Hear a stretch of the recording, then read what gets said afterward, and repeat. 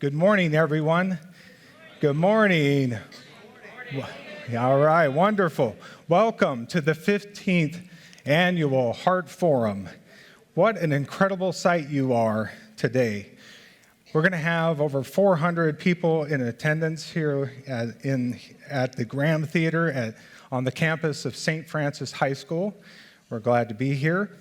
And we have online right now, we think 1,000 live viewers as well. So we welcome you who are watching at home.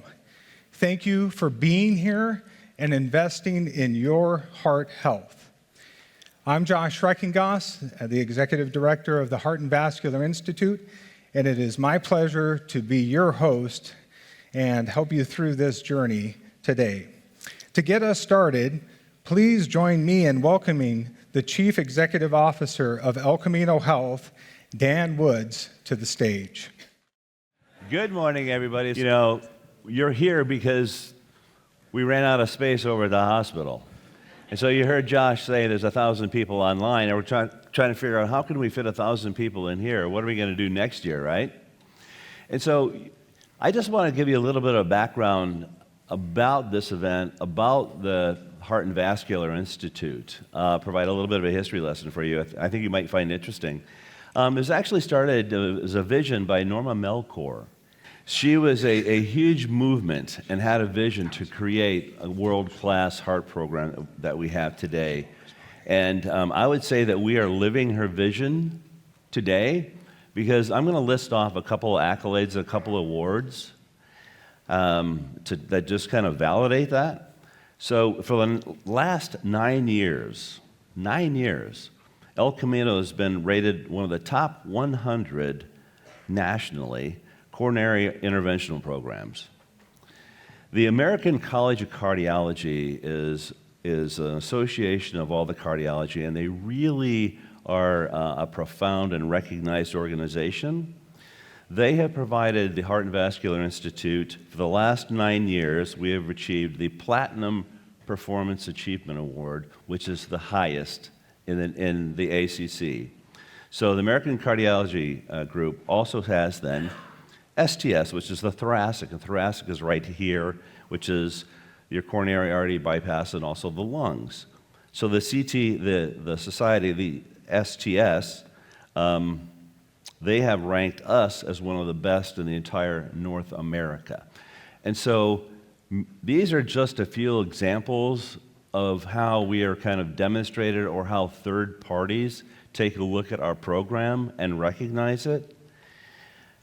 But really, in my mind, it's about how we've saved lives, we've restored the quality of life for those that have had an intervention, and from an El Camino perspective, we have demonstrated our commitment to serving the community. Because as I have told the workforce, when you cross our threshold to receive our care and entrust our care, we want to make sure that we are delivering to you the best possible care imaginable. And so part of that is how we've embraced innovation. Now, Dr. Fred St. Gore, who you may have known, who has been here for probably presented for the last 14 years, and it's killing him not to be here, but he had to be called out of the country. And so he sent notes, and he may be streaming online for all I know right now, but he wanted to be here. That's how dedicated he is to our program. You know Dr. Fred St. Gore as your local cardiologist. The world knows Fred St. Gore, Dr. Fred St. Gore, as the inventor of a medical device called MitraClip. MitraClip is a globally utilized medical device, and it's utilized in over 75 countries throughout the globe. Yeah, invented, started right here in your backyard, your neighborhood hospital, if you will. Not with us today, but in spirit, a dear friend of mine is Dr. Fogarty. Dr. Fogarty passed away a few months ago at the age of 91. He too embraced innovation. There's a lot of lore with regards to how he created it, but he created what's called a balloon catheter. He was in surgery, saw the problem, went back out to the bench, cut the tip of a finger off of a glove, tied it onto something else, and that was the beginning concept of creating a balloon catheter that you would insert into an artery, pump it up, stops the blood flow, and then you perform your surgery. That device has saved hundreds of thousands of lives and has been used in 20 million lives. Dr. Fogarty was paid for his medical education by inventing a motorcycle clutch. Because when he was a kid riding on motorcycles, there was something about everybody kept falling off the motorcycle, doing whatever. And so he figured out a new way to devise a clutch for the motorcycle. So that led to him going to medical school, obviously creating the Fogarty catheter, and 190 other medical devices, patents that he has had. I just want to make sure you all know what we have here. And we also have the Fogarty Innovation Center. If you've heard of that? No? The Fogarty Innovation Center is located right here on campus, and currently they are incubating 20 medical device companies.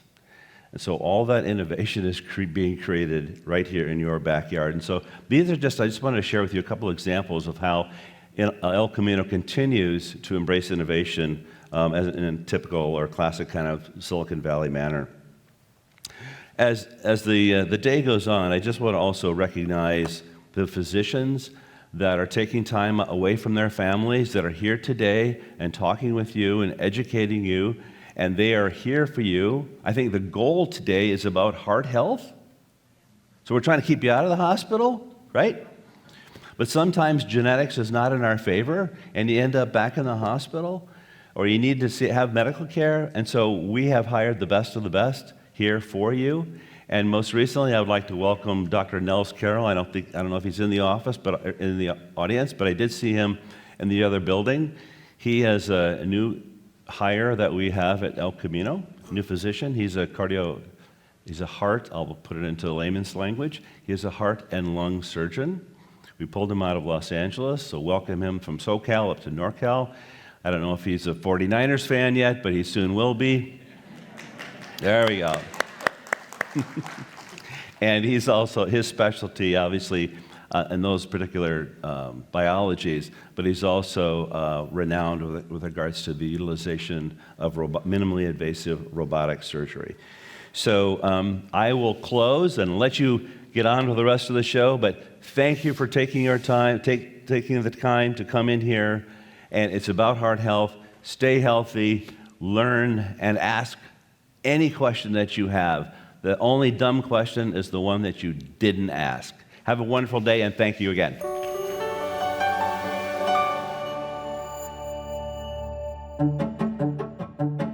In the 1950s, as orchards gave way to neighborhoods, a group of visionaries came together to build a community hospital.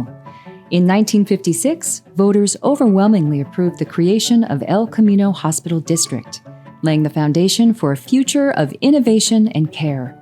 On September 1, 1961, El Camino Hospital opened its doors, embracing Silicon Valley's spirit of innovation from the start.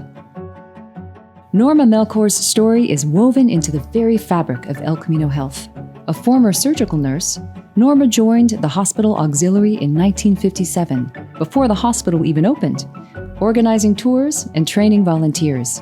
She rose to leadership roles, served 4 terms on the hospital district board, and championed expansions that shaped our future. Together with her husband Jack, Norma gave generously to every major campaign, donated land for Melchor Pavilion, and helped establish the El Camino Hospital Foundation. Her vision for world-class cardiac care led to the creation of the Norma Melchor Heart and Vascular Institute in 2007, a lasting tribute to her passion for community health. In 2010, we launched the Heart Forum, a community education program dedicated to prevention and wellness. Today, we celebrate 15 years of empowering heart health. And in 2010 was, I believe, the first heart forum at El Camino. And immediately I was interested because I had just been through a procedure, so I wanted to know what more there was to learn about, taking care of your heart. And I think what I learned from there was certainly the information you got from the doctors, from the staff who were there, but you also learned a lot from the patients who were there. We learned something, especially from the audience questions and what the answers that the panel gave. And there's definitely that feeling of, okay, we can make this one change in our life. And it's coming from a very scientifically proven panel. I've been multiple times to these heart forums because there's always something new that I learn. There's something that I had not thought about. And so it's, I think, a half a day very well spent. And I always said the breakfast ain't too shabby either. Your stories inspire us. Together, we're building a healthier future. From orchards to innovation, from vision to reality, El Camino Health and the Heart and Vascular Institute remain committed to advancing care and empowering our community. Welcome to the 15th Annual Heart Forum. First, I want to thank Dan. We really appreciate your leadership. You're helping us get this event kicked off today, and the message that you provided. We really appreciate that. And how about that video, huh? That's beautiful. I don't know if you noticed in the aerial, there was a baseball field in the far. I think that's where you're sitting right here, because St. Francis was here before us. We moved into the neighborhood and built that hospital. And Norma Melchor, the Heart and Vascular Institute, is hosting this event, and you're at the 15th annual. So it's also a big weekend, right? This weekend is busy, right? How many of you, did you watch the opening of the Olympics last night? Yeah, a lot of you did. And then tomorrow, how many are going to watch the Super Bowl? Even though the 49ers aren't there, but we'll still watch it. It's hard not to be inspired by these athletes, right? Their discipline, their commitment is amazing. And it shows us what is possible, what a human can accomplish when they're focused on a goal. So what's our goal here today? Well, we want to look and see how it is that we can expand our health span, right? Lifespan's good. We want to live long, but we want to have those years filled with energy, vitality, and heart health. We want to be healthy as long as we can be. Now, today's roadmap covers three essentials, three areas: our daily routines, the habits that will help our heart be strong. We're going to delve into medical management, the basics of cardiology, what we need to know to prevent unexpected cardiac events, because that's our goal. We want to know our risk. And then finally, we want to look at when advanced care is needed, what's available, what's out there. And then we're really grateful to have a focus on innovation in medicine, what is happening there. So we're going to have 2 live demos. We're going to have strength training. They're going to show you how to activate strength training in your weekly routine, medical management, AFib care, and the innovations that are shaping the future. So let's continue. We're also here today to build up community. Community is a big part of this event. You notice the Bazrai family. I hope you enjoyed the breakfast. Like he said, it was not too shabby. I heard good things. Miss Bazrai said to me when they were filming that clip, she said that she was so grateful to participate and they appreciated coming to the event because they felt really closely tied to the local health community that we have here. And they said, we need each other. That's what she said. And I thought I'd share that with you. Now, speaking of community voices, our next guest is someone who has helped us guide our way through the Bay Area for the Bay Area traffic, and it's been pretty crazy this week. So he's been helping us today, this week, but for 2 decades he's been helping us. So please welcome Mike Inoue, the chief traffic anchor at NBC News, as he shares his personal health story. Now, forgive me, I'm using equipment I'm not used to. I'm not used to having a real screen behind me. It's typically a green screen. And I'm not used to having a hand controller that I control everything. I just have a tiny part of my show. My name is Mike Inoue. I'm your traffic anchor at NBC Bay Area on NBC's Today in the Bay. Oh, you don't need to pause. That was just for vanity. So is this picture that I'm going to show you, folks. If I could show you the slideshow coming up, that's the picture that we have for my station's PR. And the slideshow will go on to show you, that's an older picture which I chose. That was before I had any aging going on a few years ago. But that's still the one that they use on the website. Today in the Bay is our website, weekdays from 5 a.m. to 7 a.m. And I point that out because the hours are pretty important. They're integral to part of my lifestyle. I'm glad Josh pointed out the 3 pillars that we're talking about because I think, hopefully, that the story I'm telling you today encompasses all 3 of those aspects and we'll get through them. Now, I want to welcome you, first of all, to Heart Forum 2026. This is the first step on your heart health roadmap. Seems pretty transparent, right? Getting the traffic guy to talk about the theme of roadmap. Yeah, ha, ha, ha. You'll be fascinated to know that that was chosen before I became involved in this. I don't know if that was something that they caused to come into being by talking about the roadmap and then me being a part of this program. We'll talk about why that could be a little bit of a concern coming up. My day starts typically with the alarm going off at 2:30. My wife will tell you sometimes I get up the first alarm, sometimes it takes a few. But by 4 a.m., I'm supposed to be in the office. If my boss is asking me, that's the time you tell them that I got there. I spend my mornings helping you navigate your way to work. I have to get there before you leave for work so I can warn you about what's along the way. So I can tell you about where there's problems, where there's closures, reroutes like for the Super Bowl in San Francisco and in Santa Clara, your Bay Area locals. You know the difference. They're an hour apart for those who weren't prepared when they came to town. Unpleasant surprise. Folks, I talk about things that are going on the daily work schedule. And this clip, actually, that I'm going to show you is from June of this year. We're talking about traffic flowing across the Richmond-Santa Fe Bridge and going across and getting slower. You know what? In this clip, I'm 56 years old. I'm showing up for my job, for my family, for my community, and for my personal health. Not so much. You see, at that time, I hadn't had a checkup, a regular checkup, something non-urgent, in over a decade. I kept putting things off. My personal maintenance, my regular checks, they were more regular for my car than they were for my body. So I needed something that was really urgent to cause me to go in. In my world, that's the check engine light, and that's not good news. Well, I did have some warning signs along the way. We'll talk about those. But really, the one that pointed things out, I got to give credit to my really my favorite person in the world, and the one who is the biggest help. That's right, our dog. Our dog and my wife, Tracy.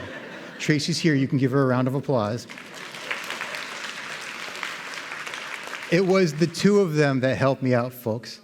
You see, as my personal maintenance was off to work, I was off the night before to give our dog a walk. About 8:30 the night before, I gave the dog a walk. It was a Sunday night before that Monday newscast. He's a small dog, as you can tell. His legs are short, he doesn't walk far, and he doesn't walk fast. So it was a non-taxing walk.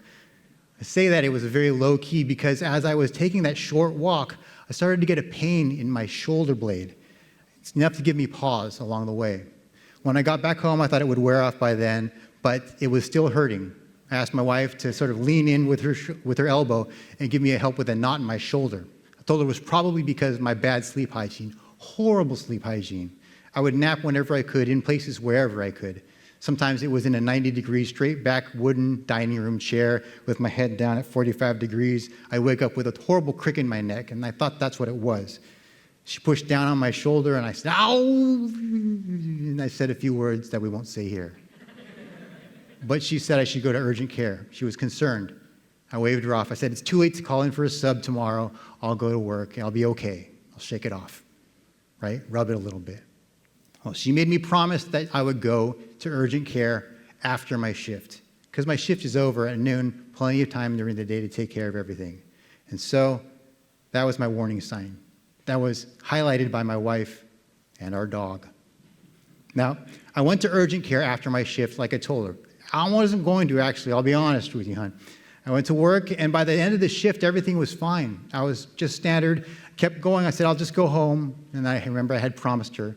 So I changed to my jeans and my hoodie, which is my standard apparel after work. And I went to urgent care over at PANF. And they did a quick check, checked everything. Doctors calmly, quietly told me, everything looks pretty good. There's just one check we'd like to follow up on. One more thing. But, if we do need to follow up on this, we can't really do what we need to do here at urgent care. So I'd like you to follow up over where they have more equipment, more resources. El Camino Hospital is just down the road. Could I ask you to go down there? And I said, oh, yeah, sure, doc, whatever. Whatever the doctors want, I'll do. They're the experts. They went to school. So I'm prepared to leave the office, and he goes, oh, how did you get here? So I drove. Silicon Valley, right? Everybody drives. And then he says, oh, yeah, I think I'm going to call an ambulance for you. Oh, yeah, exactly. That's what the reporter should have done. Oh. But the patient said, oh. And I said, okay, can I get my dad to take me? He's just down the street. I said, all right. Reluctantly, after going back and forth, the doctor let my dad drive me over to El Camino Emergency, where I checked in. Got a round of tests, and at that time, the doctor in the emergency room brought out some test results, and he said, hey, we're looking at everything, and it seems just fine. And I was happy to hear that. Meanwhile, in the back of my head, I'm wondering, why is he bringing out an EKG? He says, we want to follow up with one more test. Same explanation. It's going to take a few more hours till we can run the test again, but the first results just showed us the number, and we're watching. If the number goes down, you just go home. If the number goes up, we'll have to follow up. So we had a few iterations of that, and my dad, who brought me over, was very patient. But I'll tell you what, we had a detour in place. I wasn't going home. Those numbers kept going up, and as we kept checking, they kept just assuring me that everything would be all right. And they kept checking, are you sure you feel okay? Is everything all right? How are you feeling? Any pressure? Nope, none of that. So imminently, I was admitted to a room upstairs. Road work ahead, folks. That was the sign. Now, what was great was I was upstairs now by the evening time, and so I didn't have to worry about dinner because my family said, we'll take care of it. I didn't have to worry about getting to work the next day because I told them I probably wasn't going to be in for the next day. And so they gave me a nice room, they gave me a blanket, they gave me some cool technology, and some socks with grippies on them. That was good stuff. Yeah, it was really nice. They also gave me a new app that I could download. It was the El Camino Health app. And it would show me what was going on, update me some of the test results that I hadn't been asking about. I'd just been blindly head down going along the tests. Well, when I loaded up the app and had talked to them about what we needed to do, they said, we need to get a check. And have you heard of an angiography? That's when they go in your artery and they do a scope and they check to see if there's any blockage. I knew about that because family members had that, friends had that, and it was a pretty simple procedure. I said, yeah, no problem. That's great.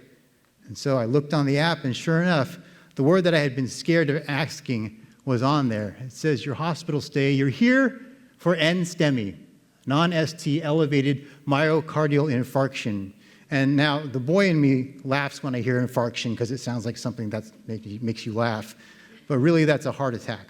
A mild heart attack, be it, but it was. That was my diagnosis. So we knew there was an issue. I was scheduled for the angiography on Wednesday, admitted Monday, scheduled for the first part on Wednesday. And so we went in. By Wednesday, I had the angiography. They pulled me out saying there was a lot of blockage, significant blockage, so far that we had to go in, and the options were data. There was the angiography with stents, or given the young age that I was and the amount of work that was to be done, and how receptive the body was to a bypass with its own arteries. Dr. Oka, my cardiovascular surgeon, gave me the data, and we decided on going for the bypass surgery. He scheduled it for Friday, which was fine. I just had to wait Thursday. And over the course of Thursday into Friday, I realized that Friday that week was on the 13th. Tried to ignore that sign. We'll take most of the signs, but only the ones that help us, right?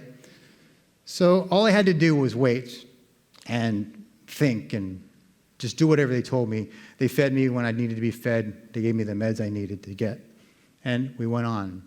Friday comes around, and that's actually the easy part. The worrying part was the hard part. The easy part was taking a nap and waking up when I was out of the surgery. I woke up out of surgery, and then people filled me in on what had happened during that time. Apparently, when I went under, that was fine. Surgery went well, and I was in the recovery area. But in between that point, when I was coming out of anesthesia, I tried to help. I started to extubate. For those of you who know what intubation is, that's when the tubes go in. Extubation is when they come back out. You're not supposed to do that by yourself, apparently. So I was trying to just be helpful, but they didn't want that. So I let them continue their jobs. What I did was go for a few more days of recovery through the El Camino Health Program, and it was a great opportunity to learn what was going on. I got my daughter to come down. We had just entered summer vacation. She wants to be an emergency room nurse. She was going to camp to learn to be a nurse, or at least some of the skills. So she got to come back from camp and to try things out on me in the hospital. How happy was she? Oh my goodness. We also got a ride. They took care of everything I needed. They escorted me to the front and brought me to the car where my wife picked me up. It was great on my road out of there. And then I headed home, where all I had to do was rest and get pampered. So that was pretty much living the best life, right? Had a few weeks off of work. My boss did point out that I had had open heart surgery, but we didn't know what the road ahead was going to have for me. I even got some souvenirs, folks. I got a nice zipper, as I say, to remind myself of the work, and I got a nice stuffed heart signed by Christy and the other team members who had helped hold me down while I was trying to pull the tubes out of me.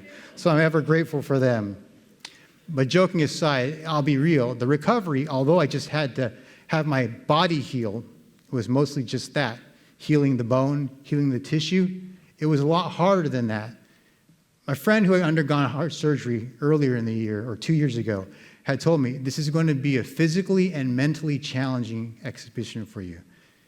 Physical because you have the healing to do, but mentally because there are going to be tricks your mind plays, and you're going to be overthinking things. He says, just focus on what you need to do, and you'll get through it.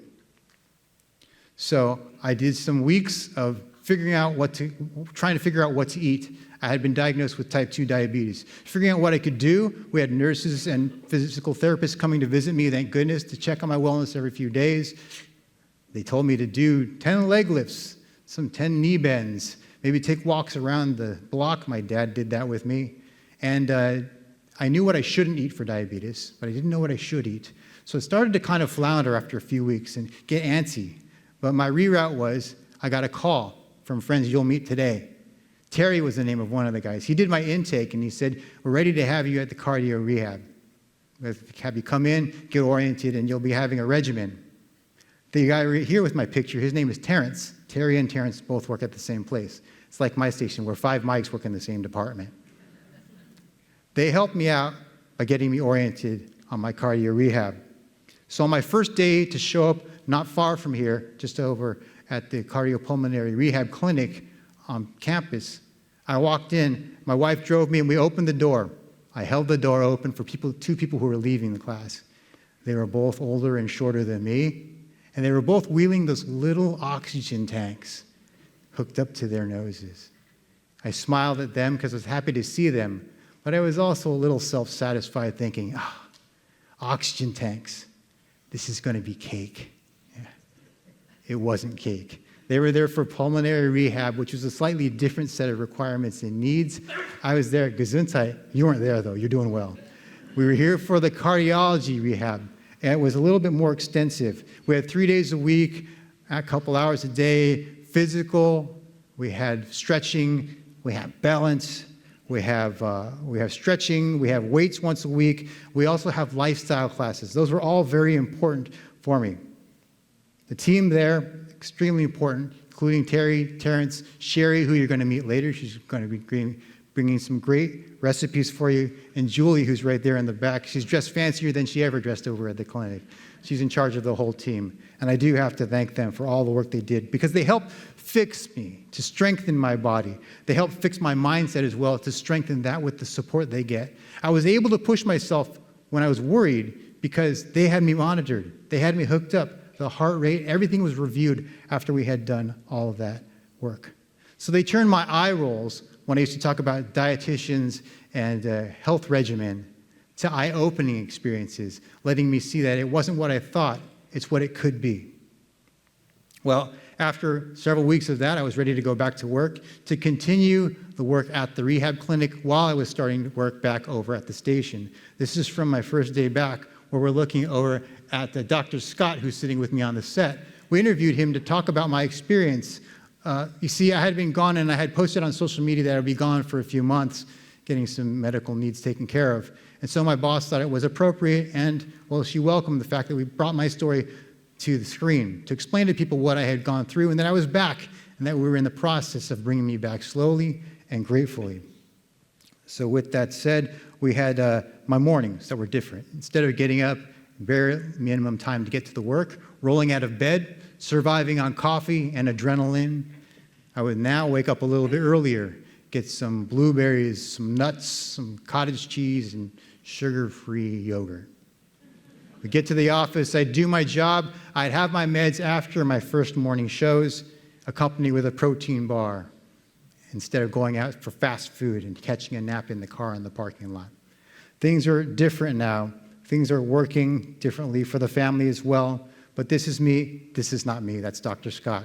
But that was me at 57, where I was finally showing up for my health as well. And my family's showing up for me as well. You see, it's very important that we adapt my schedule, but we adapt also the eating habits, what's going on. I have to eat differently with type 2 diabetes and also for heart healthiness, which we had already adapted for the needs of our general needs for our family. So my whole family takes part in this. My kids are very tolerant. Earlier this week, I don't know if Sherry's in this room. Sherry, we had lentils and tofu as two main components for our dinner. It might not sound exciting to you, but it was exciting to me because it was tasty and the kids ate it too. So there's an opportunity out there. Someone else who's also part of our family who did some adapting, my younger brother, right? He comes after me in the timeline, and, well, apparently he comes after me in this story as well. This is my brother, and next to him is Terrence, who you saw in the earlier picture with me. Next to them both is Terry in the vest. Those are two guys over at the rehab clinic, but this picture was taken a couple weeks ago. My brother, in the wake of my roadmap change and my detour, he went immediately to his doctor and said, "Doc, we know we've been talking about my history, the heredity that Dan talked about, right? The genetic history. We know about the history of my brother who just had heart surgery. I want to get a heart scan, which is new technology." And they gave him a heart scan. He looked at the scan results, and with his doctor, they worked out the fact that he should see a cardiologist, who then advised, "We can get you angiography too." So my brother went in during the winter holidays, and he had stents put in, much less invasive. This guy gets to go to the hospital in the morning. He gets home by that evening. So he's taking the easy road, I'd say. No, he's following in the footsteps, and he's taking the cues that were left for him, the breadcrumbs. My brother has always been better at looking at the evidence and at the data. In fact, Ryan, could you come up here with us?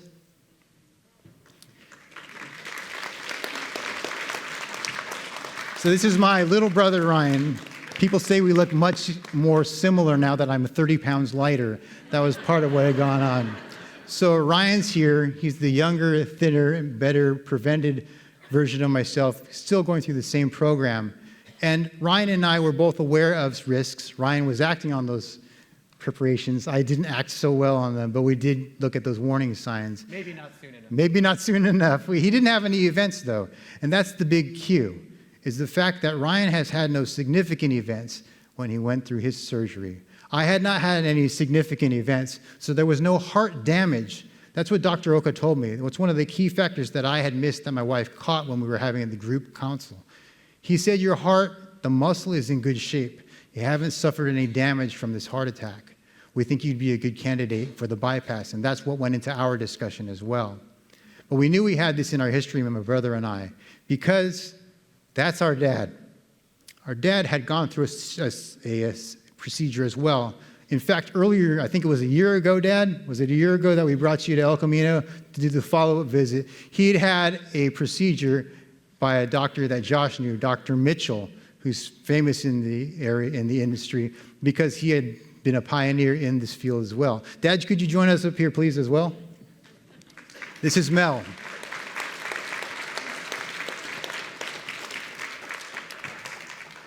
So my dad escorted me on walks around the neighborhood, knowing full well what it took to recover from bypass, because 30 years ago, he did a multiple bypass surgery as well. He had to recover as well. And so earlier this year, which we mentioned, I brought him in to get his angiography, and they said he's clean as a whistle, just like it was 30 years ago. So give him a round of applause, please.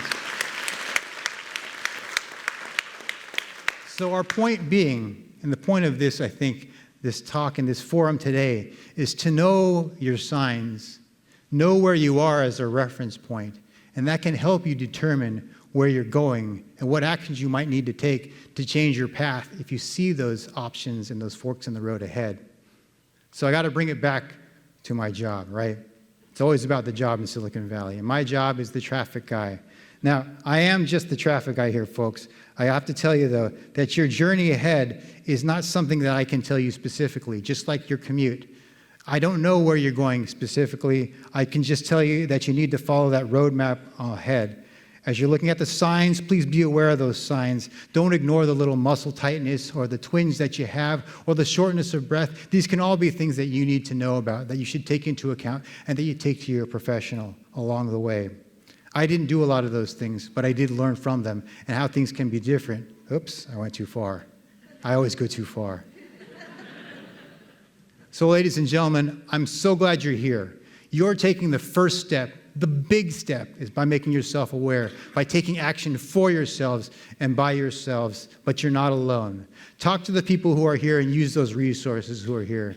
Go to the experts, because just like in the morning when I show you what's along your way and where you could encounter problems and what you can get around, I feel that I'm the traffic expert in the morning. But Josh's team here, they're the experts. They'll show you the right way, and they'll help you plan your roadmap ahead to avoid any problems. Thank you very much, folks. Just a little something for the recent patients. Yeah. I got to get you one. No, Josh. Here we go, Dan. We're in the same house. Wow. Thank you. What an inspiring story, Thank guys. you. Really. That's so nice. You guys gave us 2 pounds of bacon. That is so great. Thank you so much. No. I can't imagine. That is What awesome. an amazing Thank you story. very much. Oh, man. I just wanted to say, when I met Mike for the first time at the rehab center, I asked him if he would participate, and I told him, hey, just yesterday we came up with the theme, the roadmap to heart health. He said, Josh, I do the traffic. And I'm like, that's perfect. I'm like, this was meant to be. He acted surprised. Yeah, I was kind of, yeah. No, I knew you did the traffic. Yeah, but anyway, Thanks, thank you Josh. so much, guys. Thank you very much. Appreciate you. Okay. Well, I can't say much more about this fact that there is truth that, sadly, we all know, we may have experienced it ourselves, or we know someone that has suffered a sudden cardiac event, because they are very common. But how is it that we can reduce our risk? How can we do that? Well, we're very grateful to have some experts to help us with that. We want to listen closely to Dr. Rabia Ahmad, the president of the El Camino Cardiovascular Specialist and the medical director of the Heart Failure Program, and her colleague, Dr. Cindy Wang, our Advanced Cardiac Imaging Program leader at El Camino Health. They're going to walk us through some practical ways to protect our heart health. And then just before I leave, we have people with cards for questions, if you have questions, and then they'll deliver them, and then the online audience will have some questions for them and the other groups as well. So if you have a question, you want to raise your hand and get a card. We had cards in the front. So anyway, without further ado, Dr. Ahmad and Dr. Wang. So coronary artery disease is still the most common illness that we take care of, and it's still the most common cause of death worldwide. But what's most striking is that how late we tend to intervene on this and how early it actually begins. By the time many patients enter the medical system, it's almost too late. They have symptoms or they've had a clinical event. For many of our patients, this is a heart attack or a stroke. And by then, the focus is really to take care of the event that's occurred and not really doing any prevention at that point. And so we want to spend some time in talking about how can we be one step ahead in this process. Yeah, we want to talk about an approach that recognizes risk factors and takes action sooner so that we can have an opportunity to prevent this process from happening and change the course of our disease. So this is a slide that I very frequently talk through with my patients. It shows the progression of plaque in a blood vessel. Early on, when you're young, you have a nice, healthy blood vessel. There's no plaque deposition. As you get older and if you have risk factors, you may have high cholesterol or blood sugar issues, and plaque will progressively develop. And this may start even in your 30s or your 40s. For some of our patients, even earlier than that. And as we go through, so there's some things you'll see. The last event on the end is the dreaded one, which is that if the plaque opens up, then blood products will accumulate at the site, and that's how you get a heart attack. But there are plaques in other stages. And the ones that you really hear about are like the large blockages where people are having chest pain or shortness of breath. But earlier than that, there's also other plaques that start developing, and patients may not have symptoms from those. And by the time people feel symptoms, it's often too late, and you have to require procedures like stents or bypass surgery. And our conversation today is about shifting that focus from reactive care to proactive care, managing risk factors through a combination of lifestyle and medical interventions, which should start early, even in your 30s and 40s. So this is Life's Essential 8. You may have seen this logo throughout the whole health fair and through your roadmap that was provided. But what this is, it's the key factors that are used to prevent and treat coronary artery disease. It includes the things you would expect, not smoking, sleeping well, eating a healthy diet, managing your weight, exercising. But what it also includes is managing your other risk factors, such as elevated cholesterol, blood pressure, and diabetes. And what we know is that those risk factors are often out of your control. They come from genetic risk factors, they come from age and metabolic risk factors, and need to be treated along with managing a healthy lifestyle. And I would say a very frequent question that we get, Rabia, and one that we actually already got several times when we were out at our table, is, I don't want to take medications. I really want to do this through lifestyle and diet. And I think, these issues that we're dealing with really are chronic illnesses, right? You have these when you're younger, they may get worse as you get older. And certainly the basis is always to do lifestyle changes, eating better, doing the Essential 8. But we know that we have medications also, or pharmacological treatments that can really reduce your risk, and especially if you can't get your risk factors controlled just through lifestyle, you can really meet your targets by using medication. And what we know about a lot of these symptoms, diabetes, high blood pressure, cholesterol, a lot of it is genetic mediated, and no matter how healthy your lifestyle is, unless you use medications to control these risk factors, it doesn't come down. You're not causing your high cholesterol all of the time. You're not causing the diabetes, and you're not necessarily causing the high blood pressure. And no matter how healthy your lifestyle is, it can still you can still have these risk factors, and unfortunately does require medical therapy. And we're going to talk about using combinations of lifestyle with medications to really prevent and treat coronary artery disease. So these are the factors, these are the goals and the targets on the left side that we want to treat. We want to bring blood pressure down below 120/80. We want to bring cholesterol down, targeting LDL below 100 in the average person, below 70 in people at high risk, and people who've already had heart events, we really target below 55. And these are not really physiologically possible in most individuals. The body produces cholesterol. A lot of people think that cholesterol is something you're taking in. Yes, if you eat a horrible diet, your cholesterol will go up. But even with eating a vegan, low-fat diet, people's cholesterols can still be high, and I'm sure you guys have seen this. So it's important to take medications to treat these cholesterols, because that is one of the biggest risk factors for heart disease. And along with treating fasting glucose, diabetes, we want to target low blood sugars.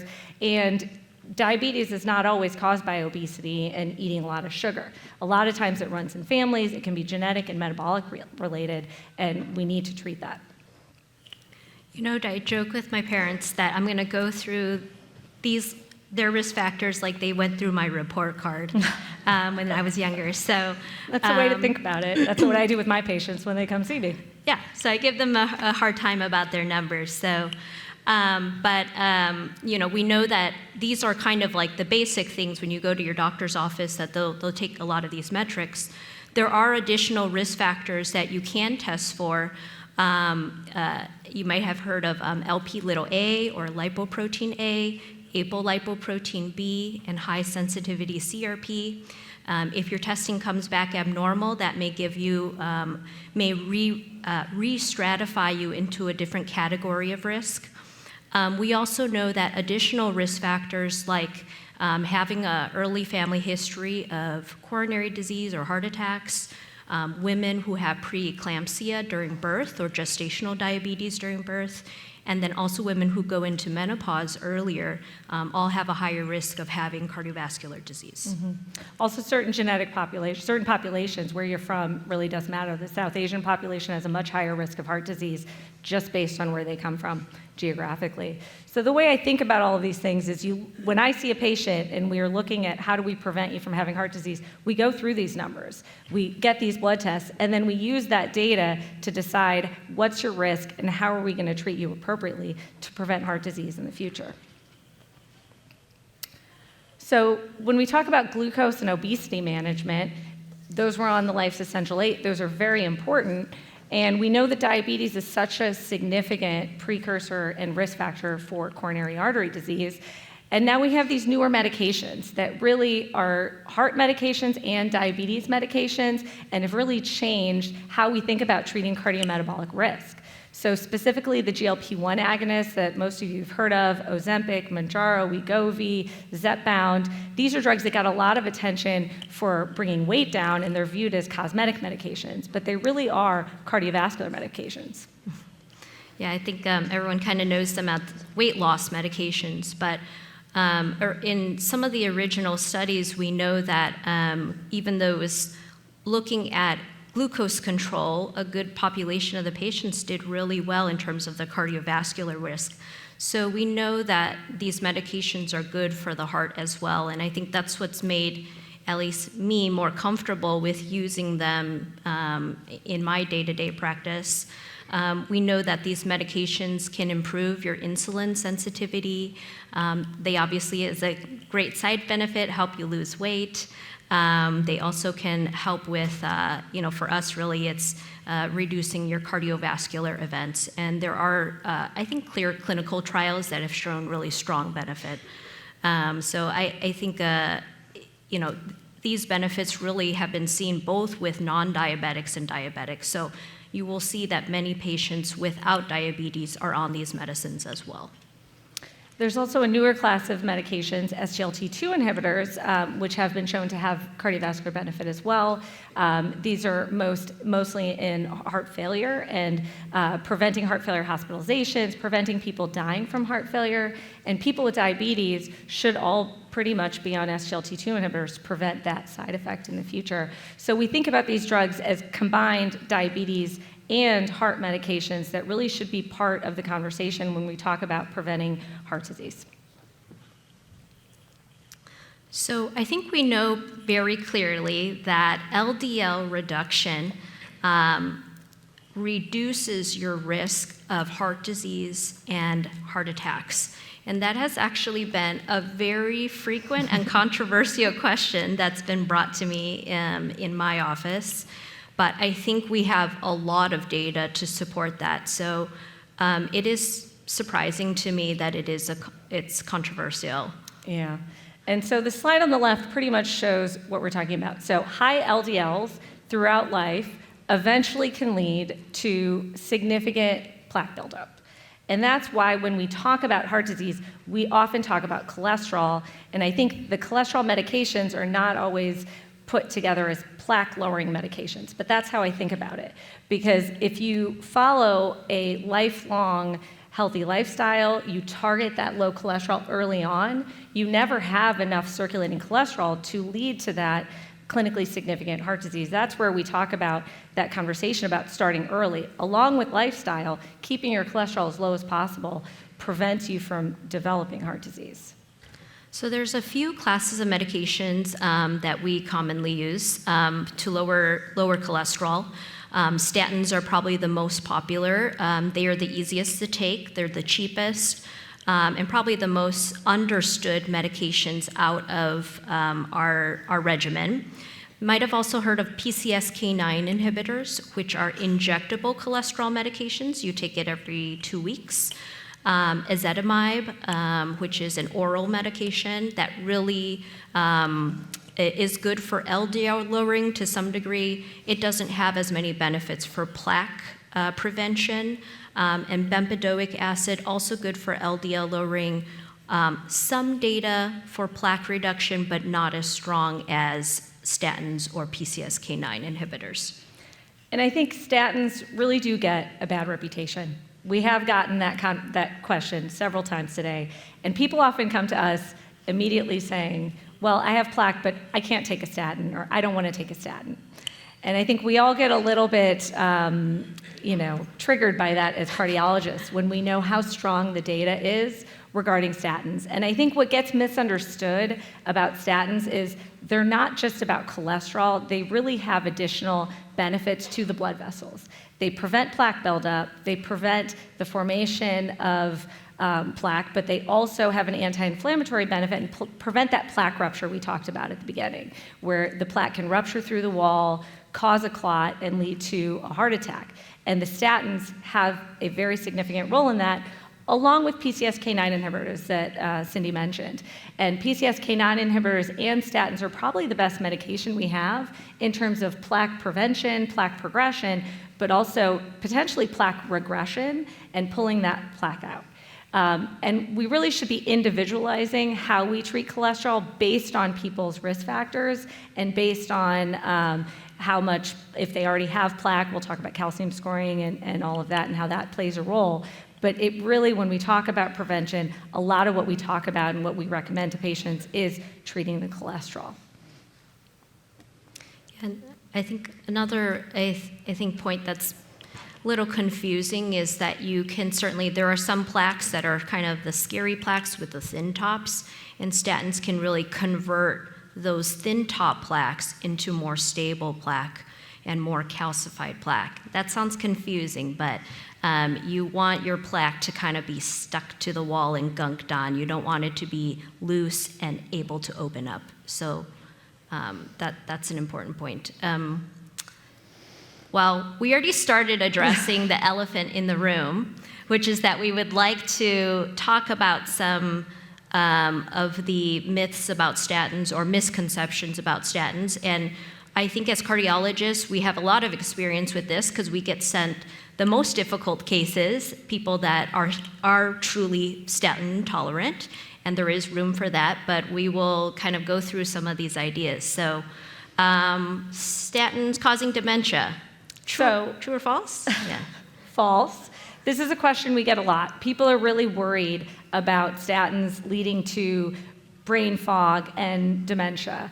And what we know is that statins don't cause dementia. Statins may be associated with dementia only because as people get older, they have high cholesterol, they get put on cholesterol medicine, and as people get older, their memory gets a little bit worse.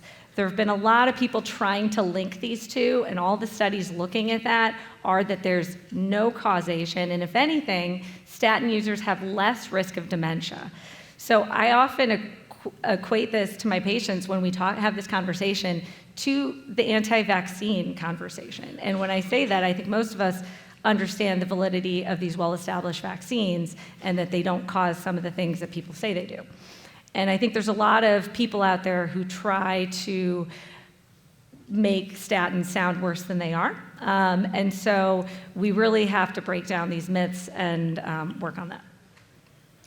I think another common, misconception is that that statins cause muscle damage. And I would say definitely the most common side effect that we know is muscle pain, maybe joint pain. And that is definitely and certainly a side effect that we notice. And usually I just work with my patients on getting them either to the right dose of a statin that works for them, that they tolerate, because I know about a lot of the benefits. And then I can add medication to it to get them to their cholesterol goal. Yeah, and I think the muscle conversation started with the earlier statins. So atorvastatin, simvastatin, some of our older statins definitely cause more muscle aches. Newer statins, the one I use the most is rosuvastatin. It's metabolized a little bit differently and tends to be the best tolerated, and a low dose actually brings the cholesterol down significantly. And we also know that some of these side effects are dose dependent. So if you don't tolerate a high dose, we can tolerate a very small dose, even half a pill 3 times a week, and we see a significant benefit in that. So like Cindy said, I always work with my patients. I say, well, let's try it once a week and let's build up to it and see if you tolerate it. I think never trying it because of a fear of risk is very common. And I think trying it once, having a side effect, and then never trying it again or never trying to find the right dose that works for you is something we see often. And because there's such a strong benefit, we really do work with our patients to try to get it on. But there definitely are some people who don't tolerate it because of that muscle side effect, and that's where some of those other drugs we mentioned are useful. In terms of supplements, I would say, red yeast rice has probably some of the same properties because it is basically a statin, right? It's a natural statin. But in terms of the other supplements, I don't think they have really as much power in lowering as the statins do. Yeah. And I don't, in that way, like the potency really is associated with the degree of prevention you're gonna get overall. And I think supplements, often people are more willing to take a supplement than they are, a medication. And I think the supplement conversation happens a lot. But what people are not understanding sometimes is supplements don't go through the same rigorous FDA process and control process of our drug development. And supplements can, be mixed in with other things, have other side effects. And it's very clear that supplements, even omega-3 fatty acid, has not been shown to prevent heart disease. And really, there's no supplements that are beneficial in heart disease prevention. And then the last is just that, I've been told I directly benefit from, prescribing a statin. I make money from it. The pharmaceutical industry makes money from it.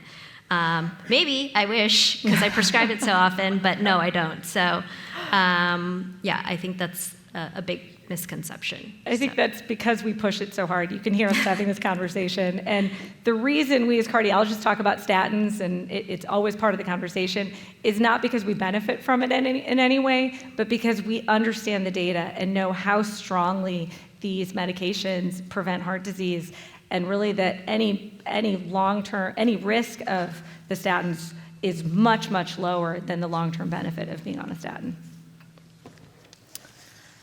So we're going to shift over to just discussing. We talked about medication, lifestyle interventions. What are ways that we have in medicine to kind of re-stratify your risk? We talked about those blood markers, but there are actually imaging tests that can also help you kind of determine your risk.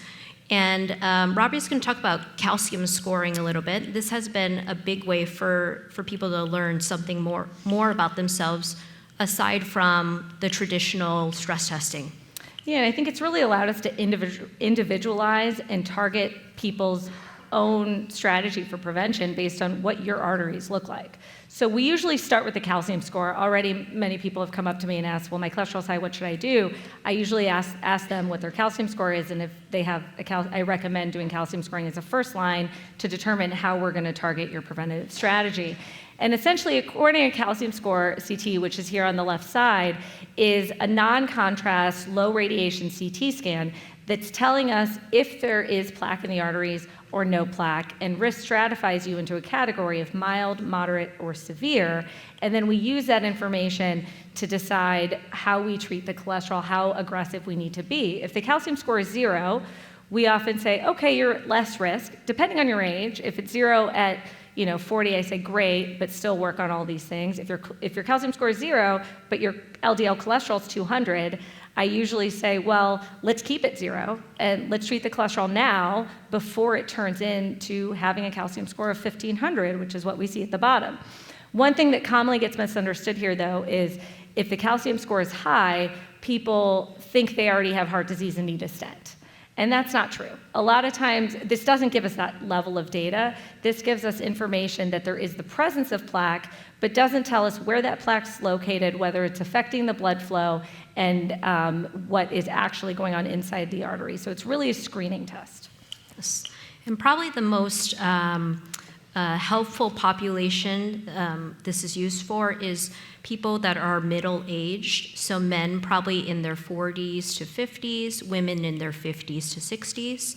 Certainly, I've used the calcium score in age ranges outside of that, and it's still helpful, but that's kind of the area that would be kind of the most appropriate because you have time to intervene and do prevention. What we've also been using very frequently now is something called coronary CT angiography, which is essentially one step further in doing a calcium score. So you will map out the arteries completely when you do this. And so there's 2 examples here. One is the left anterior descending artery and then the right coronary artery. These are reconstructed images. And you can see that we can, in this way, tell the patient exactly how much plaque, both calcified, which is the white specks that you see, and then non-calcified plaque as well.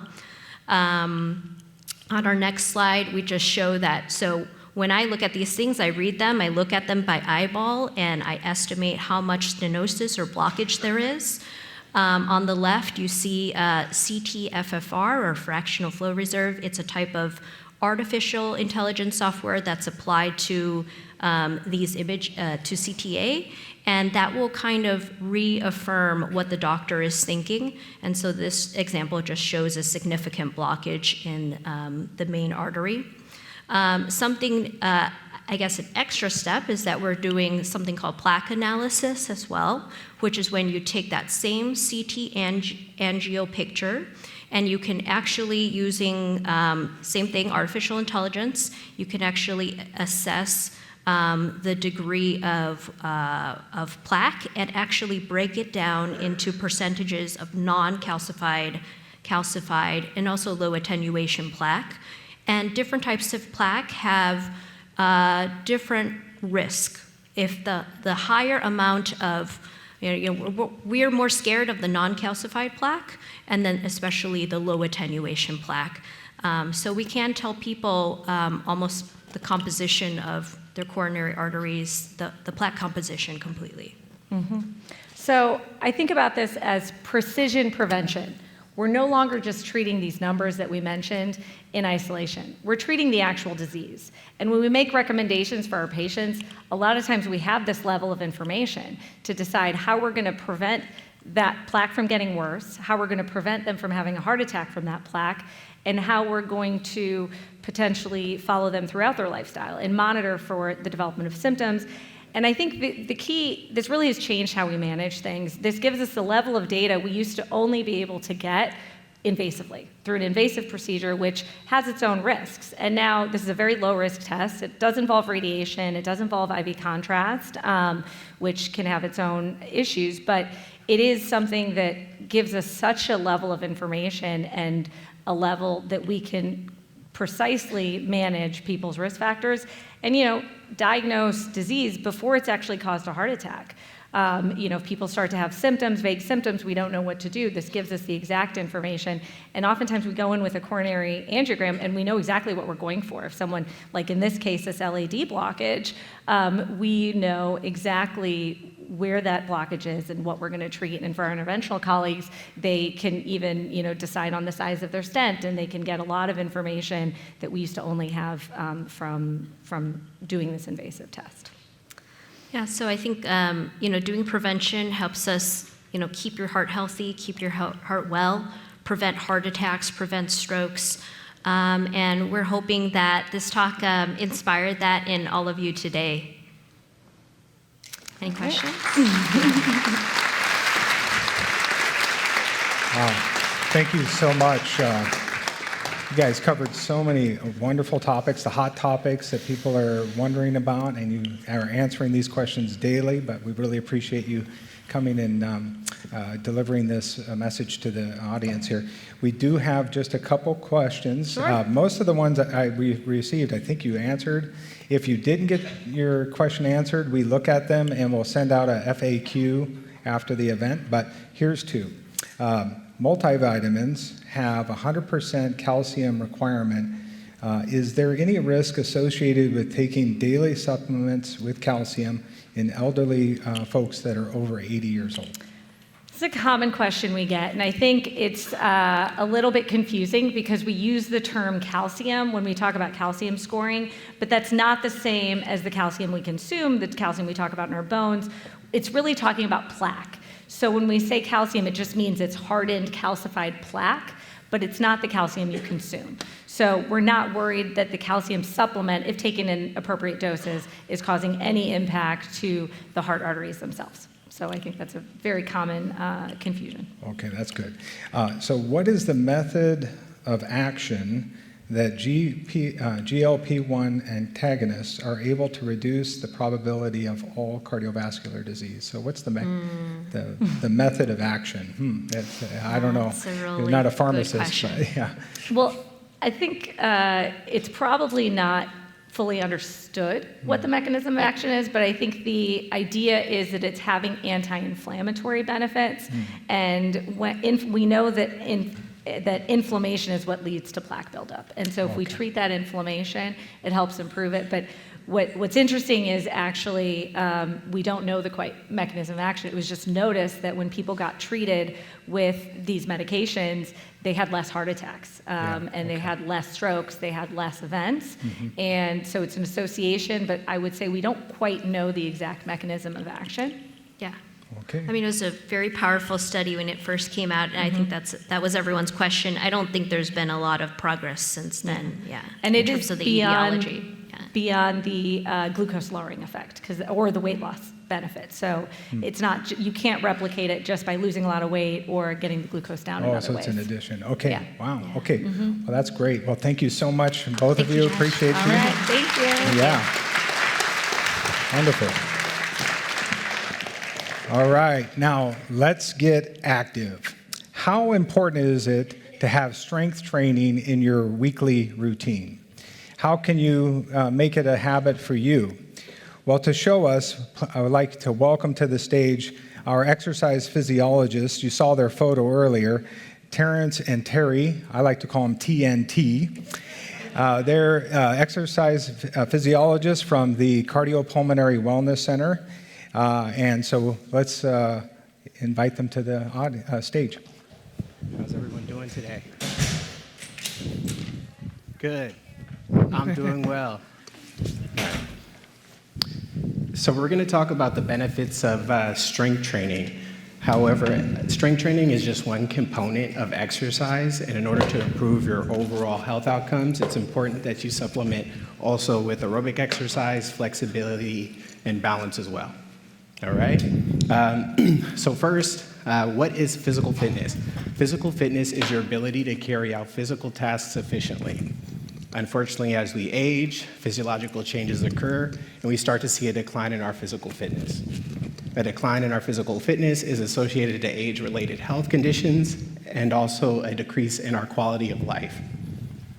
So the benefits of strength training is you can improve, you could reduce or slow down the biological decline associated to age.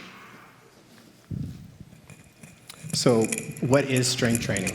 Strength training is forms of exercise that your muscles work against an outside force to be able to force the muscles to contract.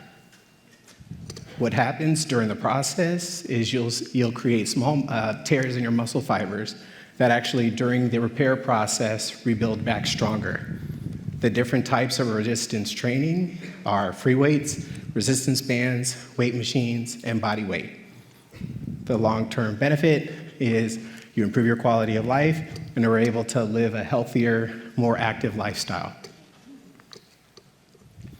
So one of the age-related health conditions is sarcopenia. Sarcopenia is the progressive loss of muscle mass, strength, and function associated to aging. The diagnosis affects 5 to 13% of the population over the age of 60 and 11 to 50% of the population over the age of 80. The clinical significance is there's a 2 to 4 times increase in the risk of mortality, and there's a 42% increase in cardiovascular risk, a 90% increase in the risk for a fall, and a 2-time increase of likelihood of developing type 2 diabetes. A study we found was produced in 2021 that looked at 14 studies that had to do with patients who engaged in strength training and also diagnosed with sarcopenia. They found the population was between 65 and 83, and they found that those who engaged in strength training saw a significant increase in their muscle strength, significant improvement in their gait speed, and the higher the intensity of the exercise routine, the better outcomes compared to those who engaged in the lower intensity exercises. So the conclusion is resistance training programs may represent an optimal strategy to prevent sarcopenia outside of pharmacological options. Okay. Another malady associated with aging is osteoporosis, and its precursor, osteopenia. So osteoporosis just simply means porous bone. As you can imagine, porous bone is not good. Porous bone has a more likelihood of fracturing. You can see these statistics on the screen show you that you don't want to end up with a fracture because long-term prognosis is not good in those cases. But fortunately, we can control our own destiny with this. Next slide. So we can thank Wolff's Law for that. Wolff's Law says that if you put some strain on the bone, it'll actually become stronger. Your body adapts to loads put on it. So when you strength train, your muscle tugs on that bone, the bone deforms a little bit, and it starts building up density and reduces your risk for fractures. So besides the cardiovascular endurance, strength training is essential for long-term health.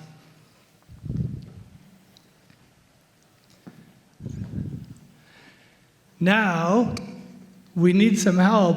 Josh was supposed to help us do some demonstration, but I haven't seen him. Where is Josh?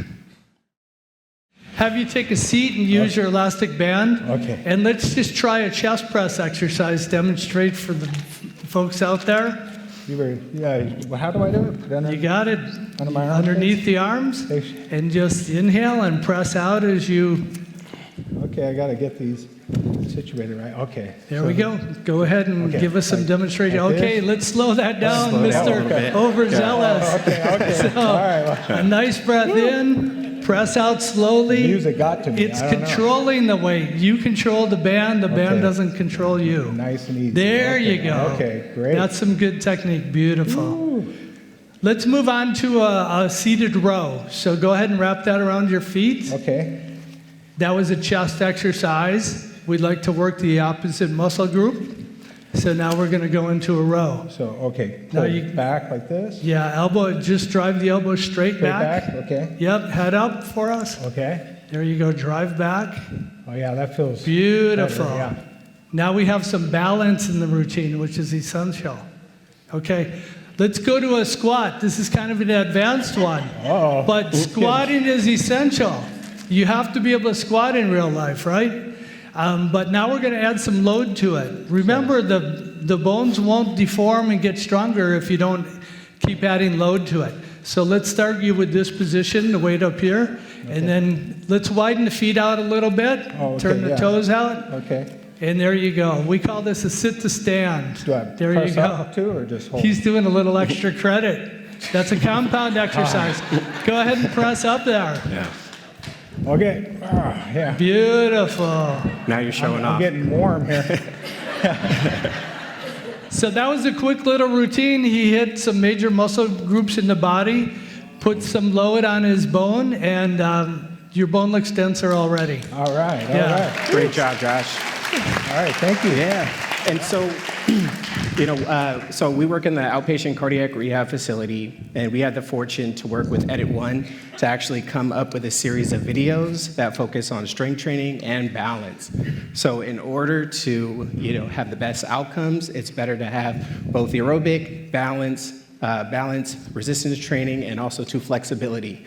So with the video coming out soon, everybody who is here for the Heart Forum or signed up online will actually get a link to the video to actually go through the different exercises so you can incorporate it into your home exercise program. All right? And we have a preview for the video coming up.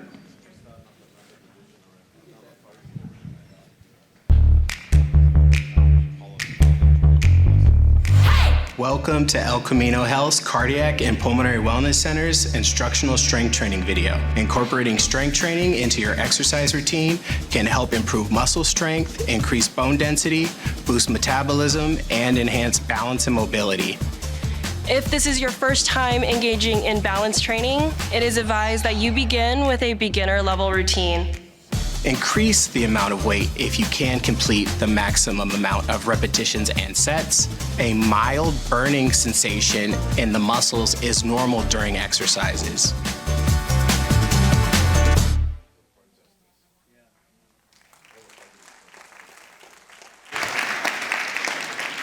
All right.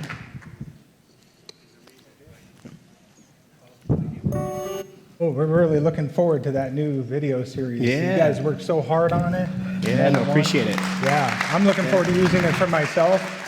I guess there's like basic, intermediate, and advanced. Yeah, What so- do you think I'm going to be? I don't know. Just so you don't hurt yourself, we'll start off with beginner. Oh, okay. All right. I can take it. Yeah. These guys give me tips all the time when I'm at work, so thank you. So congratulations on the thank new you. video Appreciate it. series. It's going to come out soon. We'll send out a message to Yeah, everyone. we'll send out the video if you've registered for the Heart Forum. Yeah, so these guys are helping people every week recover, like Mike and Yep. Brother Ryan, and so it's such a pleasure to have you on the team. Yeah, thank you. Our next segment is a look into the future. What's new, what's emerging, and what's on the horizon in heart health and healthcare in general. Moderating this esteemed panel is Dr. Zach Edmonds.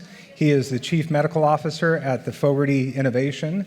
And joining him is the CEO of Fogarty Innovation, Andrew Cleland.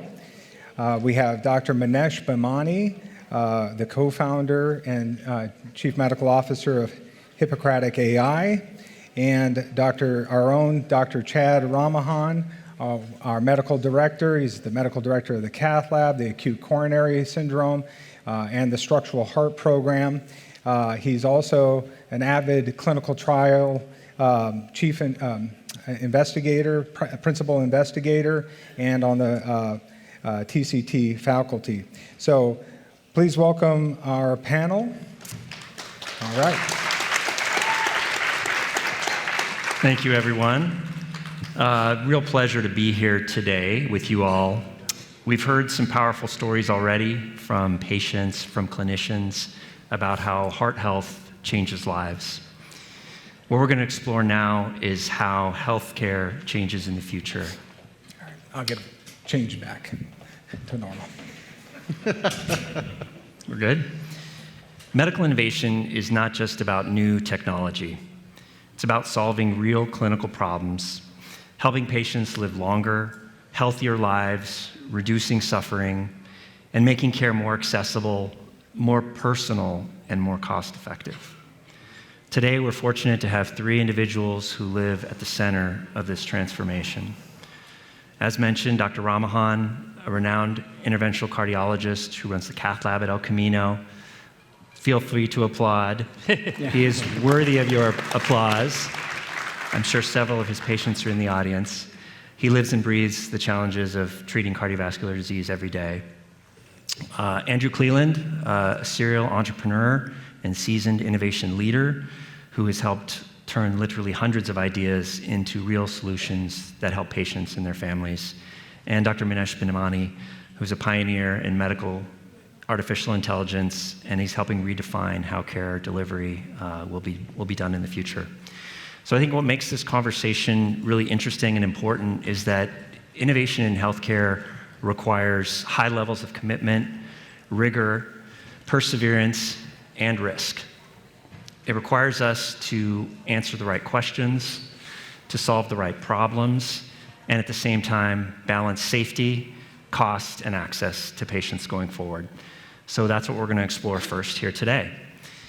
Dr. Ramahan, I wonder if you could start by telling us a bit about the structural heart program at El Camino. Sure, thanks, Zach. We live in a special place here in Silicon Valley, the semiconductor to AI, and there's been all this development. And in the last 20 years since I've been here, this culture of innovation has actually been very strongly influenced in interventional cardiology. So a lot of the stuff I do every day actually was developed here in Silicon Valley. So a regular angioplasty and stent, which a lot of you may be familiar with, the stents that we all use, a lot were developed, the structure here in Silicon Valley, the way we do it, the wire developed here. All of this culture has existed for the 20 years before I got here. And then in the last 20 years, we've moved to this new era called structural heart disease. So, surgeons used to fix lots of things by opening up the chest, replacing valves, closing holes, doing things like that. And in the last 20 years, we've actually created ways to do that without cutting open your chest, without stopping your heart, without putting your brain on an external pump. And this has been really integral in this area, and our hospital being here has allowed us to really be part of it from the beginning. We've been in clinical trials. I think there's a slide coming up. If you guys can forward to the slide. Maybe it's this. Do you have it, Zach? Yep. So this is not going to be a lot of slides, but this is the clinical trials that I've been involved with for the last 20 years here. And these are some trials that were only really done here, not at the big academic medical centers in the area, not at other community hospitals. And we've changed valves through catheters, repaired valves. The repairing valves with the mitral valve is really a beautiful story of a local, has a very local flavor. Fred St. Gore, who's one of our cardiologists and mentors here, was actually the inventor of the MitraClip, and that company was a local company in Menlo Park and now part of Abbott, and we were in those trials very early. And we've seen this really help patients from the get-go. Like, it's immediate gratification, helping people fix their aortic valve or their mitral valve. You can go to the next slide really quick. I think what it's really done is teach us how to take care of patients together, because a lot of these structural heart patients would only see a surgeon. And then now they see a structural interventionalist, they see an imaging doctor, they have the anesthesiologist, the general cardiologist, and they create this paradigm where the patient's in the center. And since we were involved with research from the early onward, we had to create this paradigm to be in the clinical trials, and it allowed us to really be ahead and give this really high level of care to our community at a local community hospital. Awesome. What recent innovations excite you the most, and what sort of changes are they bringing into patients' lives? I think we're coming, the changes in patient lives are amazing, because a lot of this stuff, patients go home the next day instead of being in the hospital for a week and having to recover for 3 months, which is the biggest thing. The whole point of this is to help people the most by hurting them the least. And that's what this stuff does. The things that excite me in the future is we've now matured a lot in this structural heart world with aortic valve replacements and mitral valve replacements, and we just keep getting better and better. And there's additive procedures to make them safer and more effective and more durable. Mm-hmm. So today we have good solutions for the aortic valve, for the mitral valve. What do you think is the next big opportunity in structural heart? I think it's really probably what to do with these valves later on. So we live in a beautiful place where people live a long time. So like I always tell my patients, like a Silicon Valley 80-year-old is like a 60-year-old somewhere else in the world. And so people live a long time. And we need to figure out what to do with this valve and the next valve and the next valve. And so we have technologies that are helping to make them more durable and give us strategies on how to keep people doing well. Got it. With respect to new technology, what do you think the barriers are to adopting new technology in a community hospital like ours? Yeah, you have to really have the first thing is leadership, right? You have to have a commitment from leadership to invest for the research trials. These research trials are not easy to do, and we're not academic doctors. I'm not a professor. I don't have protected time to do this. The hospital isn't a big academic medical center, so they have to have resources for research staff, things like that. And so those take leadership and dedication. But the rewards are so immediate for patient care and as the programs grow. Mm-hmm. A lot of these emerging technologies have enough evidence to obviously clear the FDA and be on the market, but how do you balance innovation and safety while the evidence is still emerging? I mean, the story like TAVR and MitraClip, these are now FDA approved, Medicare covered because of the trials that we participated in here that all showed that they were equally as effective or better than surgery with less recovery. The nice thing is doing these trials in a clinical trial, in doing these innovative procedures in a clinical trial is how we protect patients, right? Because there's an institutional review board, it's a multi-center trial, it's all very organized and protected. Mm-hmm. And that's why we should continue to do it in an organized clinical research system. Mm-hmm. Awesome. Thank you, Chad. Andrew, could you tell us a little bit about Fogarty Innovation and how it's supporting the ecosystem at the moment? I would love to. First of all, thank you for the invite. It's an honor to be here with you. And it's also remarkable, and you know, I'm thrilled to look out at you in the audience and appreciate that you are taking agency or you are taking control of your journey. That's the first part of this whole healthcare system that we're talking about. So, well done on a Saturday as well. So, Fogarty Innovation. So, we have been a strong partner with El Camino for quite some time now. The reason I smiled when you said you're not an academic. You might not be an academic, but you're an awesome doctor. That's why we're here. So what we do is help small companies get their technology to you. We have got, where I first met you was working on one of these transcatheter valves. It takes about 15 to 20 years for an idea that Chad comes up to get all the way through the system to you. It takes about $100 million. Of 100 ideas that start, only 3 make it all the way through the system. So through the bench testing, through the clinical trials, through the regulatory system, through the reimbursement system to get to hospitals. So it's tortuous and it's very complex.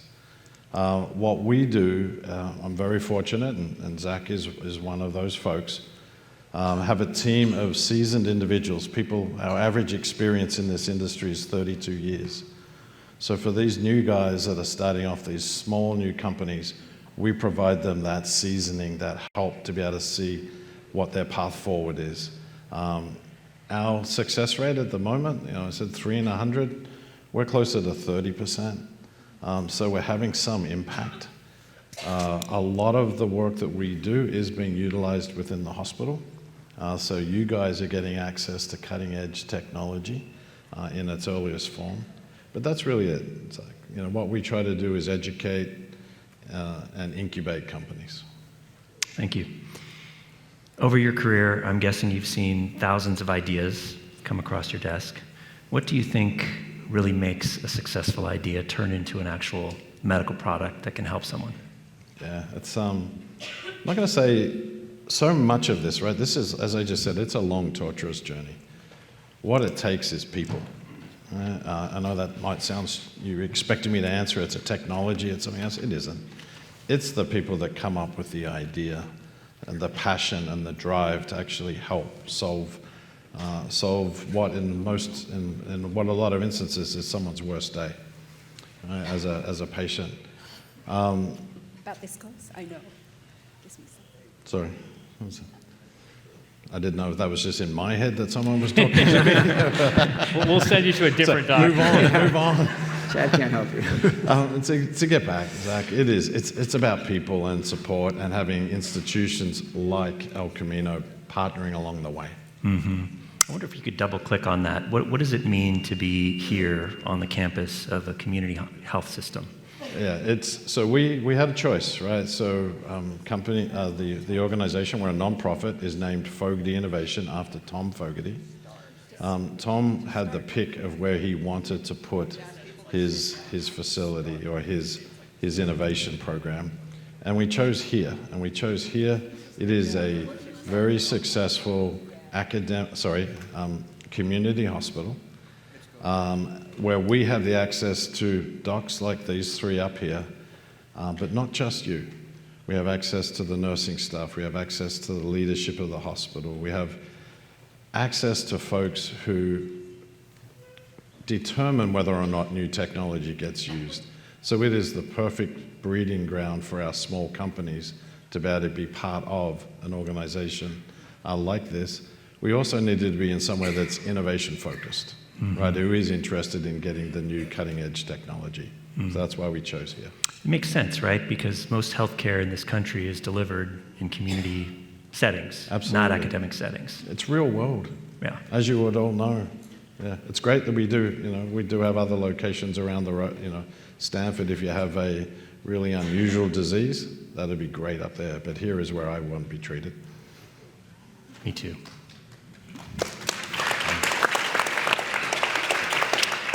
Oh, sorry, I'm no longer allowed to go up to Stanford anymore. You're not allowed.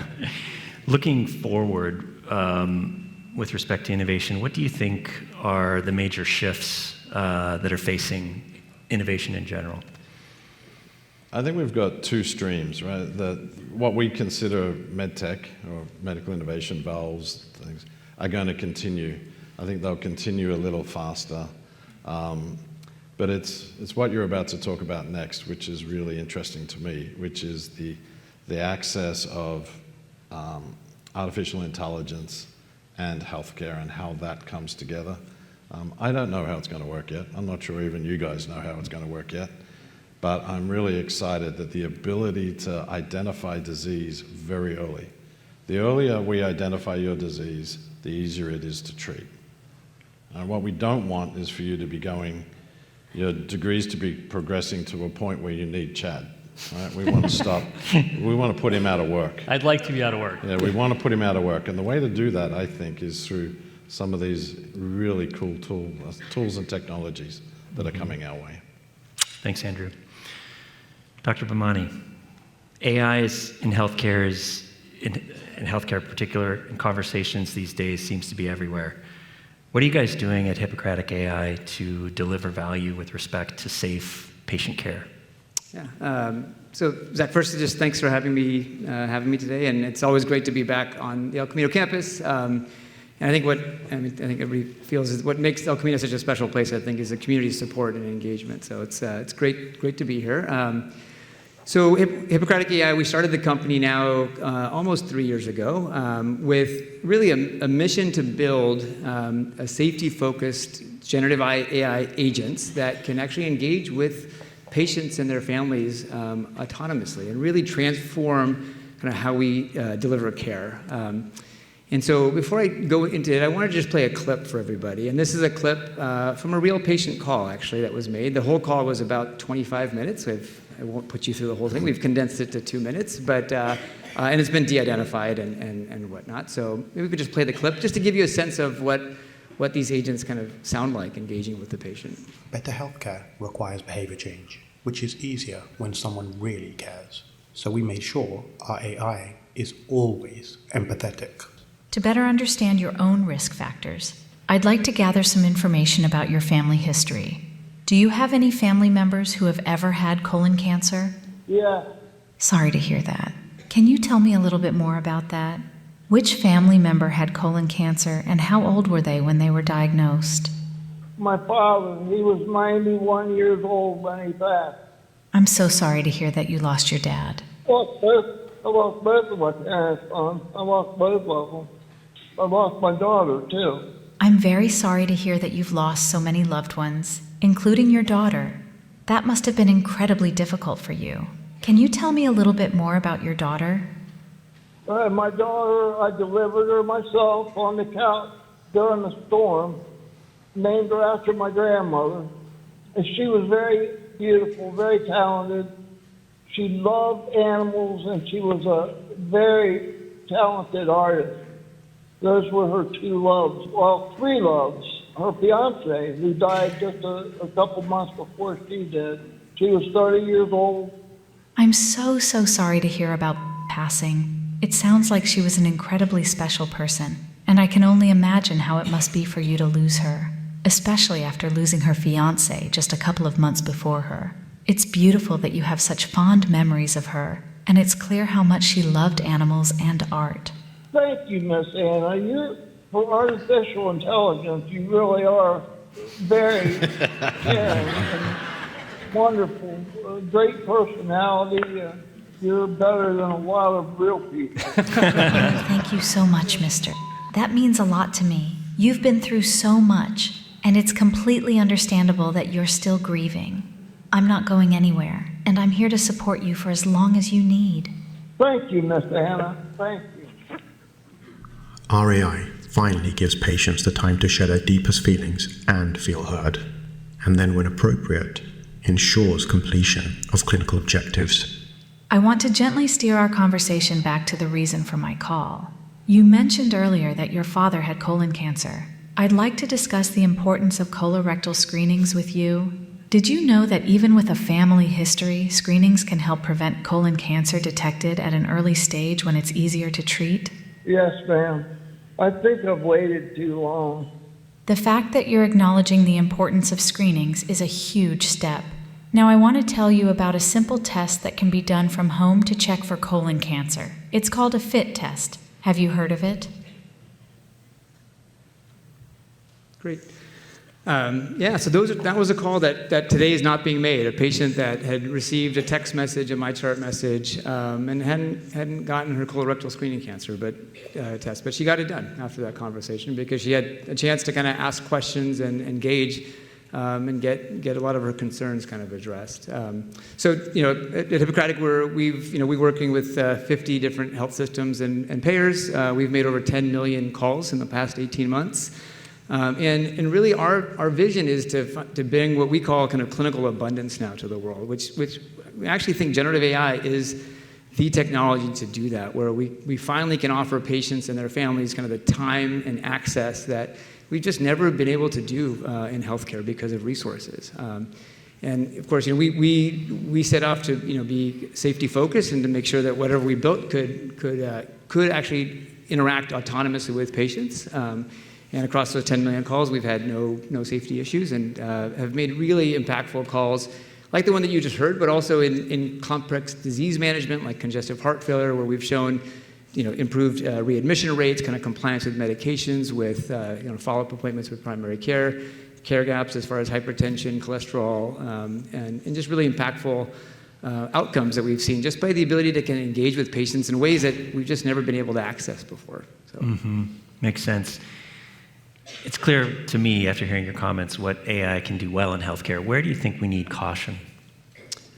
Everywhere, I would say. I think all AI. Two comments. One is AI is a very broad term, right? And all AI is certainly not the same. I think most of the talk and hype you hear today is around a specific type of AI called generative AI or agentic AI, right? The classifier AI has been out for decades now, and a lot of the tools that we use today in health systems are kind of your classic, your classifier AI systems. Generative AI and agentic AI are kind of the hype over the last few years, right, since 2022, 23. And I think the key thing is knowing where the right places to deploy the right technology is, and even when you do that, the risks of deploying in those environments. And so, I think when you look at the technology, it's important to know whether it's a back office function, right? There's a tremendous number of really incredible kind of efficiency tools and back office tools that have been built. I think ambient listening and ambient scribes are one of them, where, instead of the physician having to spend time actually charting in the computer and typing for half an hour or 20 minutes after each visit, they can spend that time with patients now, and the chart's kind of generated and done, but they still have to review it before it goes in. Those things are amazing efficiency tools, right? Where there's a human in the loop, and from a safety perspective are fairly low risk. I think when you start doing autonomous calls or clinical calls, obviously there has to be rigor in any kind of product that you use. There are things that I think, despite all of the rigor, generative AI is not ready for, or agentic AI is not ready for, and that's, there's a lot of talk about creating AI physicians. I think we're not ready for that. I think it's too high risk. So I get to keep my job? You get to keep your job, yeah. Well, at least we're not, for a little bit, just for a little bit. We're not working on it, but that's the other thing to keep in mind is that I don't think generative AI is actually going to replace jobs.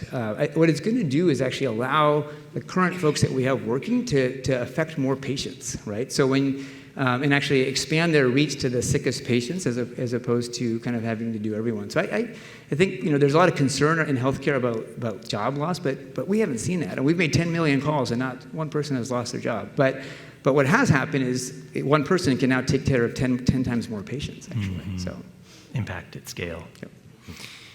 So almost right is not good enough in healthcare, as you well know. How do you ensure safety and trustworthiness for the products that you're delivering today? Yeah, I think it's very similar to how we do clinical bedside care delivery, right? I mean, there's testing, validation, and then redundancy, right? So every system has to have, everything you do has to have redundancy.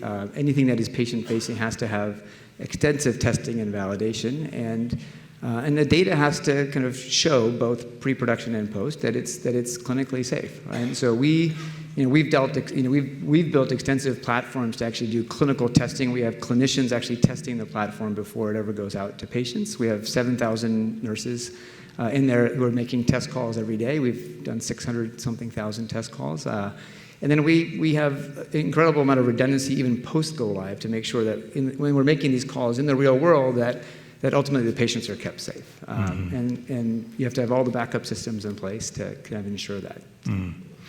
Back to the comment about physicians in particular, what do you see changing in day-to-day life as a physician over the next 5 to 10 years with AI? I think you're going to have so much efficiency gain that clinicians can truly do the work that they were trained to do and that they enjoy doing, right? And I think that's the game changer, right? Like I'm an emergency medicine physician, and I still remember there were days when I would see 30 or 40 patients in an 8-hour shift, and I would spend 4 hours or 5 hours the next day or that evening just charting and catching up, right? Those are the type of things that you can now get back, and it'll help with physician burnout, fatigue. A lot of the generative tools or AI tools in general, like for imaging, right, will identify the high-risk studies and kind of bring them to the top to really kind of prevent any kind of delay in care. I think they can, generative tools can help kind of predict diseases and kind of, bring things to the physician's attention, right, that might otherwise get missed if it's, there's 15 records that they need to go through before a patient visit.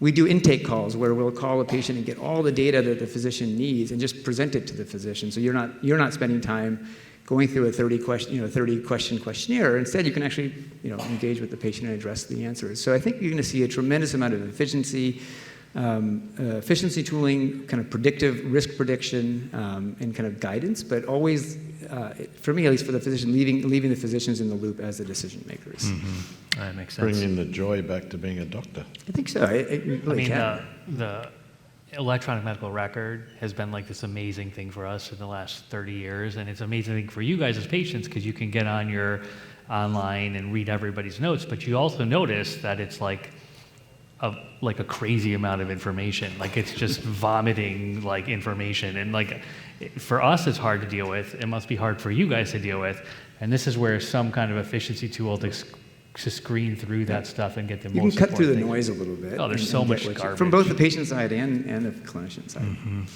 That makes sense. If we scale out a little bit and talk about healthcare in general, I think one thing we can all agree on is that it costs too much. It's too expensive. Do you see new models of care emerging enabled by AI? And maybe some thoughts about what that could look like? Yeah, I mean, we're already deep in discussions with many kind of health system partners about, I mean, this is really a unique inflection point, I think, in care delivery, where in the next 5 years, they will change, right? How we approach kind of chronic disease management, how we approach kind of, kind of how we deliver care is going to change, I think. And never taking clinicians out of the loop, though. I mean, nurses and physicians and nutritionists will always be involved, but I think the number of access points and the access that patients will have now to very kind of access 24/7 access to care, I think is going to change. And we're going to transform all these care pathways that we have with kind of really AI as a foundation and the humans on top, right? Right now, humans are on the foundation and the AI kind of is augments the work. I think we'll slowly see a transformation where that changes. And I know it's from a patient's perspective, a little scary to think that you're going to be interacting with agentic tools, but I think the flip side is, and we've seen this over these millions of calls that we've made, is that you finally have access to care and answers, and to when you want them, and not when the system can always deliver them. Mm-hmm. So. I think the key thing is that we can stay on top of the AI. 100%. Yeah. As we're aware, innovation often starts in specialized settings.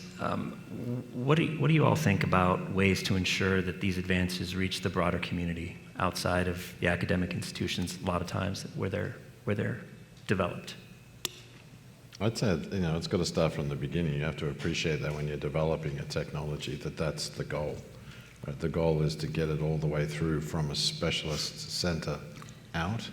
So it's what we're sort of focusing on now from an equity perspective. And equity is not, I don't just mean socioeconomic or gender, I mean location. Where do you live? Mm-hmm. And ensuring that we can do that. So it starts from the very beginning, Zach, of developing a technology with that in mind, and just having the discipline to execute on that. I think the nice thing about being at a community hospital and actually being like a working physician is that the innovation is driven by the patient.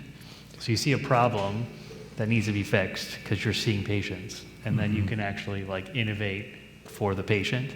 And that makes the process much cleaner because you actually have like a goal, which is much different than just starting a company, Mm-hmm. Yeah, I mean, that's where you start the company through an insight that a physician has. But then you need to then marry that person with engineering skill, with business skill, with regulatory skill along the way. But I think it does start from what you just said, but making sure that you're aware that you're not solving a single patient's problem, right. You're solving patients wherever they may be. I think part of what makes the El Camino community so special from an innovation perspective is that it is exactly that. The innovation is so close to the front line of care delivery that it's impactful in a cycle that you don't see in academia, to be honest, right? Academic, they're solving problems near and far term, but I think with the physicians, with the kind of collaboration with Fogarty, you see kind of rapid cycle, really impactful projects and innovations that are coming out, and that's not. I mean, it's a very unusual kind of environment, I think, to innovate in. So. Mm-hmm. Getting back to cost for a minute, we tried. Can innovation improve care without increasing cost? I mean, Manish, I think I know what you would say to that, given what you guys are doing, but I'd just be interested in your thoughts as to some good examples of where we can truly innovate and make it cost effective. Yeah, I mean, I think Chad mentioned this a little bit earlier, but just to dive in on what he said, though, structural heart, right? What used to be a 5 to 7 day hospitalization is now an overnight stay, right? Mm-hmm. So he's sending, I'm assuming you're sending most of your patients home next day, right? Think about that from a cost of care perspective and a patient care perspective, right? Yep. It's an incredible difference. There's actually lots of examples where innovation helps patient care and saves costs.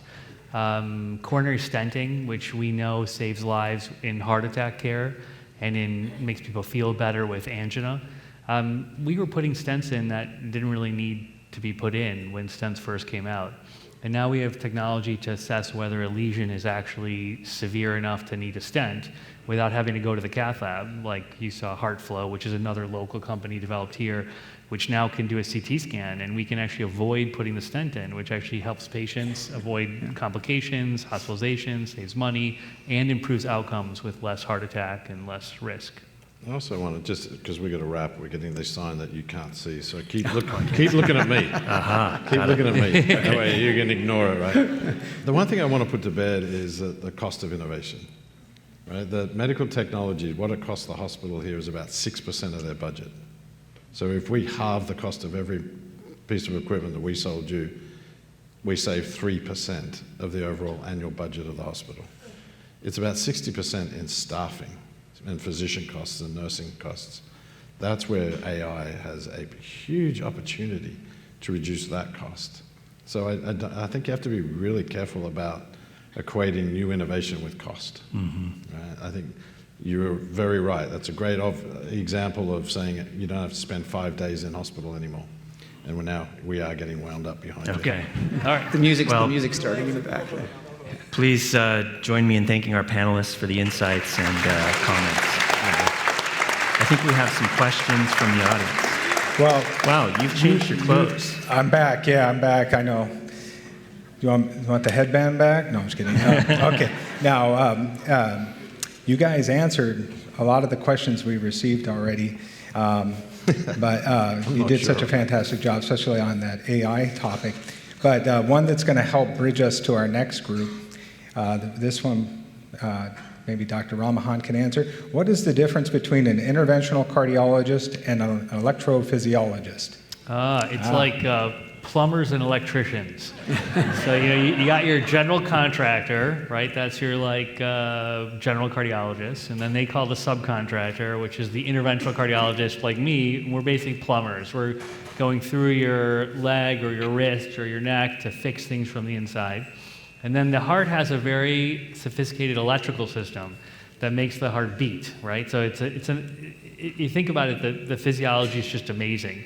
It has an automaticity and it beats, and it's your brain tells it when to beat faster, when to beat slower, and you can have arrhythmias where the heart beat becomes irregular, which is a whole nother subcontractor, another specialty called electrophysiology that deals with this electrical system, and they do ablations and pacemakers and things like that for very common arrhythmias, like you're going to hear about next, atrial fibrillation, which is a super big problem that's as people get older. Awesome. Well, can we thank our panelists again? That was fascinating. Thank you, gentlemen. I appreciate your help with those topics and for your work bringing innovation to healthcare. We really appreciate it. So let me ask you a question. Have you ever wondered how medical innovations are brought into actual patient care? How do we take it, something that's out there, and how do we safely bring it into the hospital? Well, I'd like to introduce a video that we're going to share about El Camino's Heart and Vascular Institute. In that institute, we have physician leaders, we have advanced practice nurses, and data specialists who work together to bring promising technologies to you, the patient. Let's see how they do it. What's the process? Let's watch the video.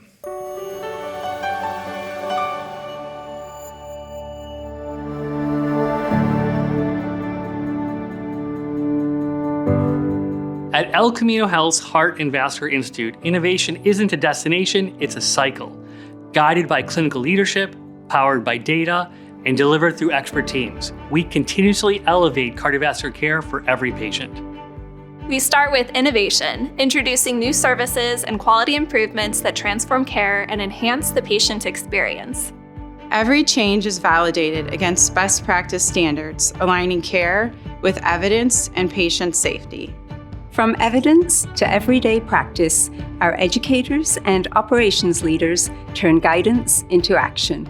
We document all the care, benchmarking our quality using national registries. Quality care drives decisions. We track outcomes in real time and use data to refine care quickly. With outcomes in hand, teams identify opportunities, prioritizing changes that deliver the greatest benefit to patients. At HVI, innovation is continuous, driven by leadership, implemented by expert teams, measured with precision, and focused on what matters most: better outcomes and better experiences for every patient.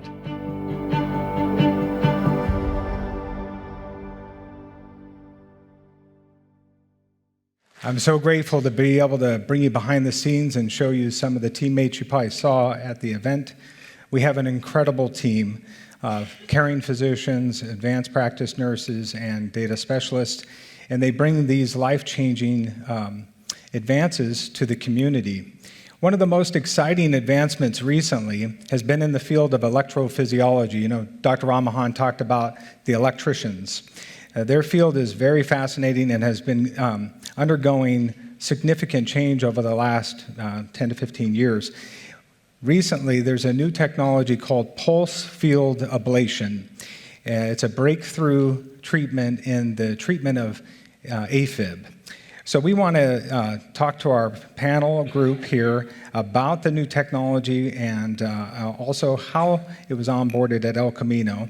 And so let us introduce our medical director, our physician leader in the electrophysiology program, one of his colleagues, a practicing electrophysiologist, Dr. David Singh, and the program coordinator, the advanced practice nurse that takes care of the program and keeps everything together, keeps us progressing. Let's introduce them to the stage. Well, good afternoon. I'm Sean Cho, the medical director of electrophysiology at El Camino Health. Sharing the stage with me is Dr. David Singh, also a cardiac electrophysiologist, and our nursing counterpart, Sean Marriott, who serves as our electrophysiology program coordinator. Thank you for sharing your morning with us. I hope you found this program to be worth your time. We want to shift a little bit in our discussion towards some of the electrical rhythm issues that patients encounter. Dr. Singh and I, as cardiac electrophysiologists, are subspecialists of cardiology focusing on abnormalities of the cardiac conduction or electrical system. One of the most common arrhythmias that you may encounter in this field is atrial fibrillation. I call this a 1 degree of separation disease, in that if you yourself don't have atrial fibrillation, you almost certainly have a family member, a friend, or an acquaintance who does. Looking at the scope of the problem, while estimates vary, the basic understanding is that this is a widespread, obvious problem that affects tens of millions of people across the world. And therefore, increasingly, because it's a disease of aging to an extent, we're seeing, as the population ages, that we're seeing this more and more. In fact, I would say that it occupies over 50% of Dr. Singh and I's practice. The majority of patients you see in the hospital these days may be with atrial fibrillation-related diseases. So we'd like to focus our discussion today on this specific disease, and also highlight some of the innovations that have developed over the last couple of decades, and particularly in the past year or two, as innovations have really accelerated. So I want to start with a question for Dr. Singh. Maybe for those who are not familiar, give us a basic understanding of what atrial fibrillation is and what types of symptoms it may present with, and when should one seek a cardiologist to discuss those problems. Yeah, well, thanks for having me. So, you know, as Chad was saying earlier, we kind of loosely divide our field into plumbers and electricians. And the heart beats because of electricity, 100,000 times per day, every day of your life. And every time your heart beats, it's because there's an electrical impulse that starts at the top of the heart, works its way down to the bottom. And a normal heart rate, you know, hopefully for most of us, you know, sitting here in this room, is probably between 60 and 80 beats per minute. Maybe mine's like 80 right now because I'm on stage. But, you know, our body's kind of miraculous in the sense that it controls our heart rate and meets our metabolic needs. When people develop atrial fibrillation, what happens is the top chambers of the heart kind of go into chaos. And instead of beating at a normal heart rate, they're beating at 400 to 500, sometimes 600 beats per minute. In fact, they're beating so fast, they're essentially not beating at all. They're just quivering. And there are a lot of downstream consequences from that problem. People can develop strokes at much higher rates. Symptoms are very common, so people can get shortness of breath, they can get chest pain, they may just feel fatigue, or they may not know it at all. And that's one of the big challenges that we face. It's very common, I think, for Dr. Cho and I to see a patient who might have gone in for a routine colonoscopy, didn't know they were in AFib, and were told, hey, by the way, you have this condition. So for better or worse, because this is such a common thing, we see a lot of this AFib, and we'll probably end up seeing a lot more of it as time goes on. For many patients who may have some of these symptoms, what is the point that they should possibly see an electrophysiologist? How does that decision making happen?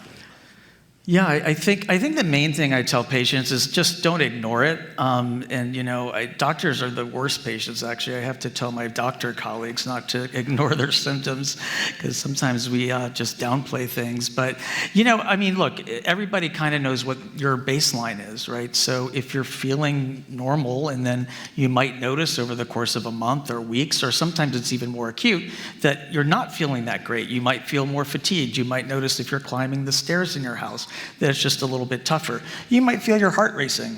Some people feel their heart start to race. I would just say don't ignore it. And so the first step would be to see your cardiologist. Now, the really amazing thing about our field is that we've been impacted significantly by things like Apple Watches and Fitbits and Oura Rings.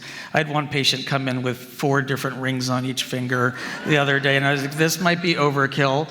But actually, it's quite useful from our standpoint, because it's allowing us to get data on patients where we really didn't have access to that kind of data before. So it gives our ability to detect this stuff a little bit more objective.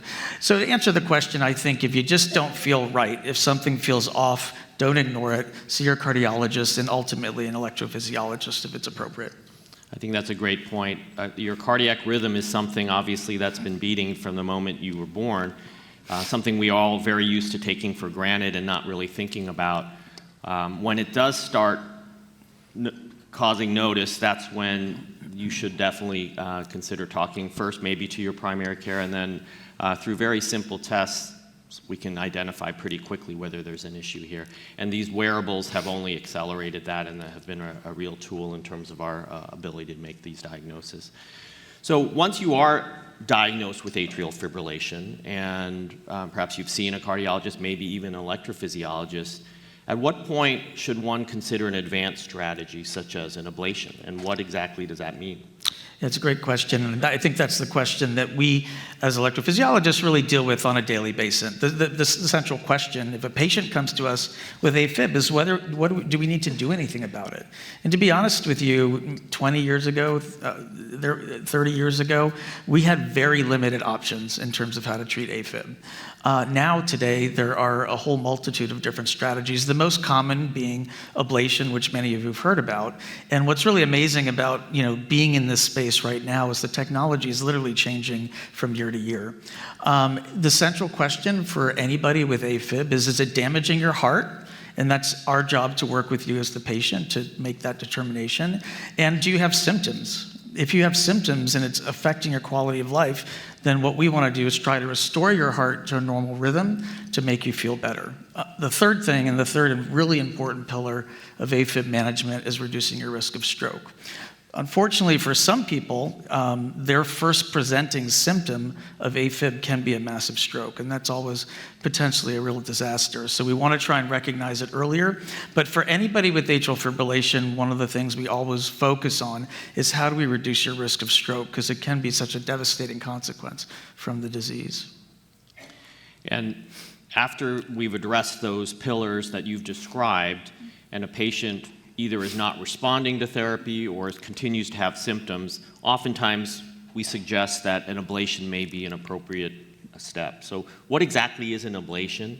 And can you kind of outline specifically what that means for the treatment of atrial fibrillation? Yeah, so ablation is basically a tool that we have, and our use of this tool as the technology has improved, we've become more and more reliant on it. It's become safer, it's become more efficient, and we'll talk a little bit about PFA, but it's become really kind of a game changer in our ability to treat AFib. The basic idea with AFib is that there are areas of the heart that are triggering the AFib, that are causing the AFib to come to life. And we know where those areas are in the heart. And ablation technology is actually just us going inside the heart. Just like Chad, we don't cut people open. I don't use scalpels for this procedure. We get in through using veins in the leg. We go target the areas in the heart that are causing the AFib, and using a tool like an ablation catheter, we're basically inactivating that tissue. We're essentially killing it, creating a small, very controlled area of scar.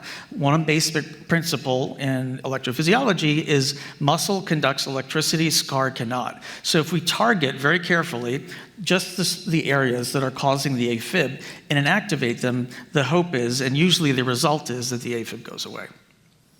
And you can see from the graphic that's on the board now that this has been an evolution. The earliest studies suggesting that you could affect AFib with this technique dates back to the late 1990s. Over that time, through innovation, technological breakthroughs, research, this procedure has evolved and developed to improve efficacy as well as safety over those years. One of those most recent developments is what's called pulse field ablation. And can you, David, maybe tell us a little bit about what that means in the field of ablation, how it differs from some of the other techniques that maybe we've been using, and why might it be better? Yeah. So yeah, most of us in this field are very excited about pulse field ablation. And we were just talking about medical innovation. One of the neat things about this innovation is it's actually a technology that's been around for quite some time. It was used in the oncology world before being adapted for cardiology. It's used in French fries, if anybody of you are interested to know this. French fry trivia, they use it to make the potatoes more taste better, I guess. I'm not suggesting you eat French fries, it's a heart forum, but I digress. In any case, basically the name of the game for ablation is how do we kill the tissue, right? Now, if you're killing tissue, we want to be very specific and measured about what we're inactivating. One of the problems with some of the other technologies that we have used in the past that Dr. Cho has up here, we can use heat, right? We can cook the tissue, we can freeze it, there were lasers, ultrasound. One of the big limitations for these technologies is collateral damage, right? So the heart's next to all these other structures that are very vital to just normal bodily function. And in rare cases, if you damage structures adjacent to the heart, there can be very serious consequences. One of the nice things about PFA and why we really are excited about it is it's highly tissue selective, meaning that you're very unlikely to damage structures other than the heart. So it gives us a much more precise tool that allows us to target the regions that we want. It's also a lot faster, right? So I think when I started doing this in 2011, I mean, if it took 6 hours to do a case, it wouldn't be, unusual. And that was not great really for the patient to be under for that long. It wasn't great for my back or my mood at the end of the day, quite frankly. Now, and again, not compromising anything related to efficacy. If anything, it may be better and safer. A straightforward case can be 45 minutes. So we're sending patients home the same day, the recovery is better, and we think that because of this tissue selectivity, it's safer, and I think many of us believe it'll probably, in the long run, be even more effective as well as a therapy. And I think that's something that we're all encouraged about. The immediate benefits, I think all of us are excited about. I think ultimately this may be a better way to do it. Yeah. From a patient perspective side, Sean, I think you've seen this evolve as well from that perspective. A lot of times we're focused on the procedure itself and the patient rolls out of the room. And we look at a lot of the technical aspects, but I know that you focus a lot on the patient experience. What have you observed, say, over the last 10 years that we've been really growing our AFib ablation program here, and over the last maybe year and a half that we've introduced PFA. Any big changes from the patient side? Yes, yes. So thank you, Dr. Cho. We actually have observed some enhancements in the care of our patients following pulse field ablation, but also from other aspects of care. So with pulse field ablation, what we've observed is that many of our patients post-procedure have minimal or no inflammatory types of discomfort, such as esophageal irritation or chest pain known as pericarditis. And also, we've been able to, in recent years, the electrophysiologists have started using closure devices to close the hole or the puncture sites at the groin veins where they feed the ablation catheters. And so with these closure devices, we've had less instances of bleeding at the groin site. And this has allowed for shorter bed rest times. So bed rest times are approximately now 2 to 4 hours. They used to be up to 6 hours. So that's a big change. And following the bed rest, we're able to get our patients up and have them start walking, making sure they can walk safely and comfortably. So what this shorter bed rest means is that we can get our patients up quicker and help them avoid other types of discomfort, such as back pain or difficulty with urination. So I think the end result has been a streamlining of the technique and the ablation procedure. That's had impact from our perspective, but from the patient perspective, I think it's basically shortened the procedure. It's made it very readily a same-day type of procedure. It's accelerated the recovery, which for most patients, we're having to hold patients back from doing activity because they're generally feeling pretty well the next day. And so we're trying to actually hold them back to let the puncture sites heal and all of that. So there has been a dramatic improvement in terms of the vantage point of the patient, which is the part that often we overlook. I don't know if there's a way to play this slide, but if not, I wanted to just show a couple of images that we can generate during these types of procedures. Okay, and so basically during the procedure, we're able to get basic information from an anatomic standpoint of the heart through these catheters that are introduced from the groin puncture portal sites, advanced up to the heart.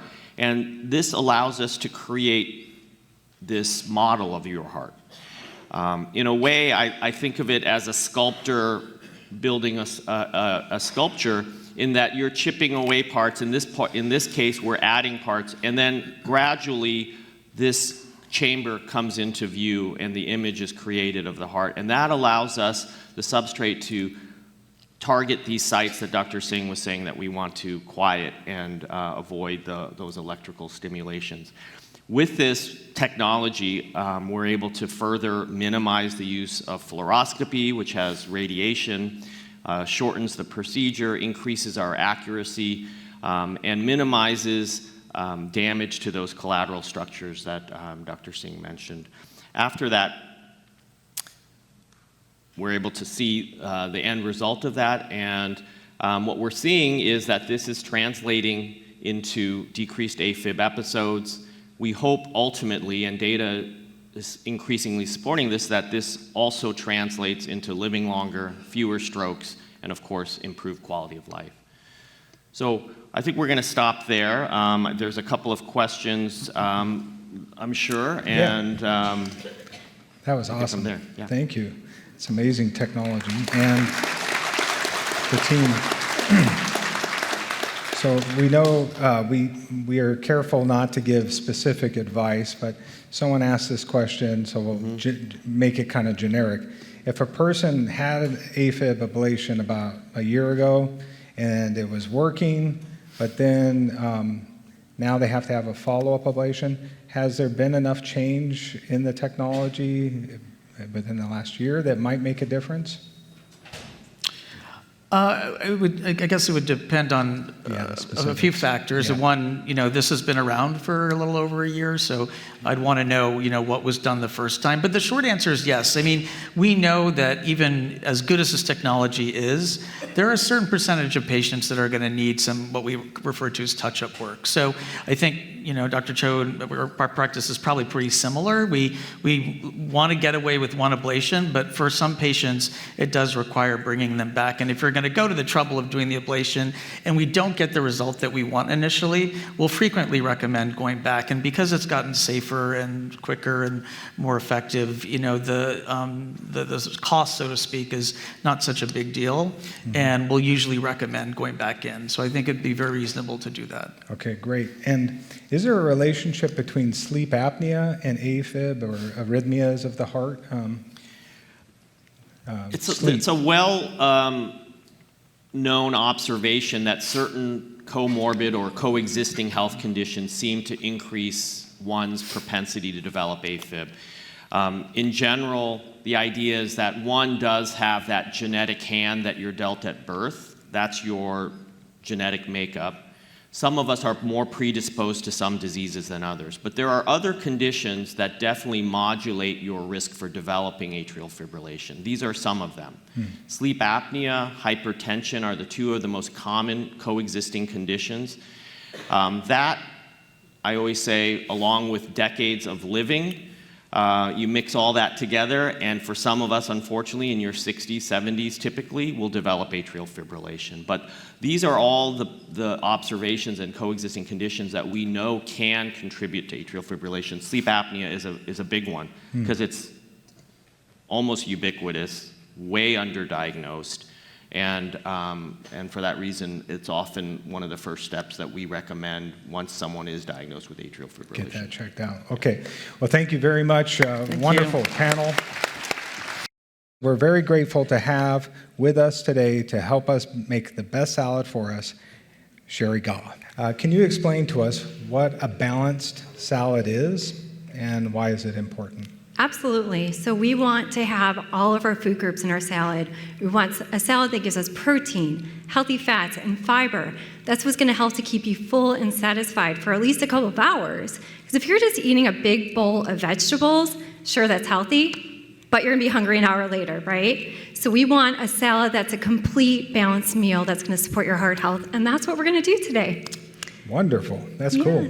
So glad that I can join you. Yes, thank you for joining me, Josh. But before we get started, I need to give you this. Uh-oh, another. Now, you are going to be my official sous chef. All right, it's official. All right.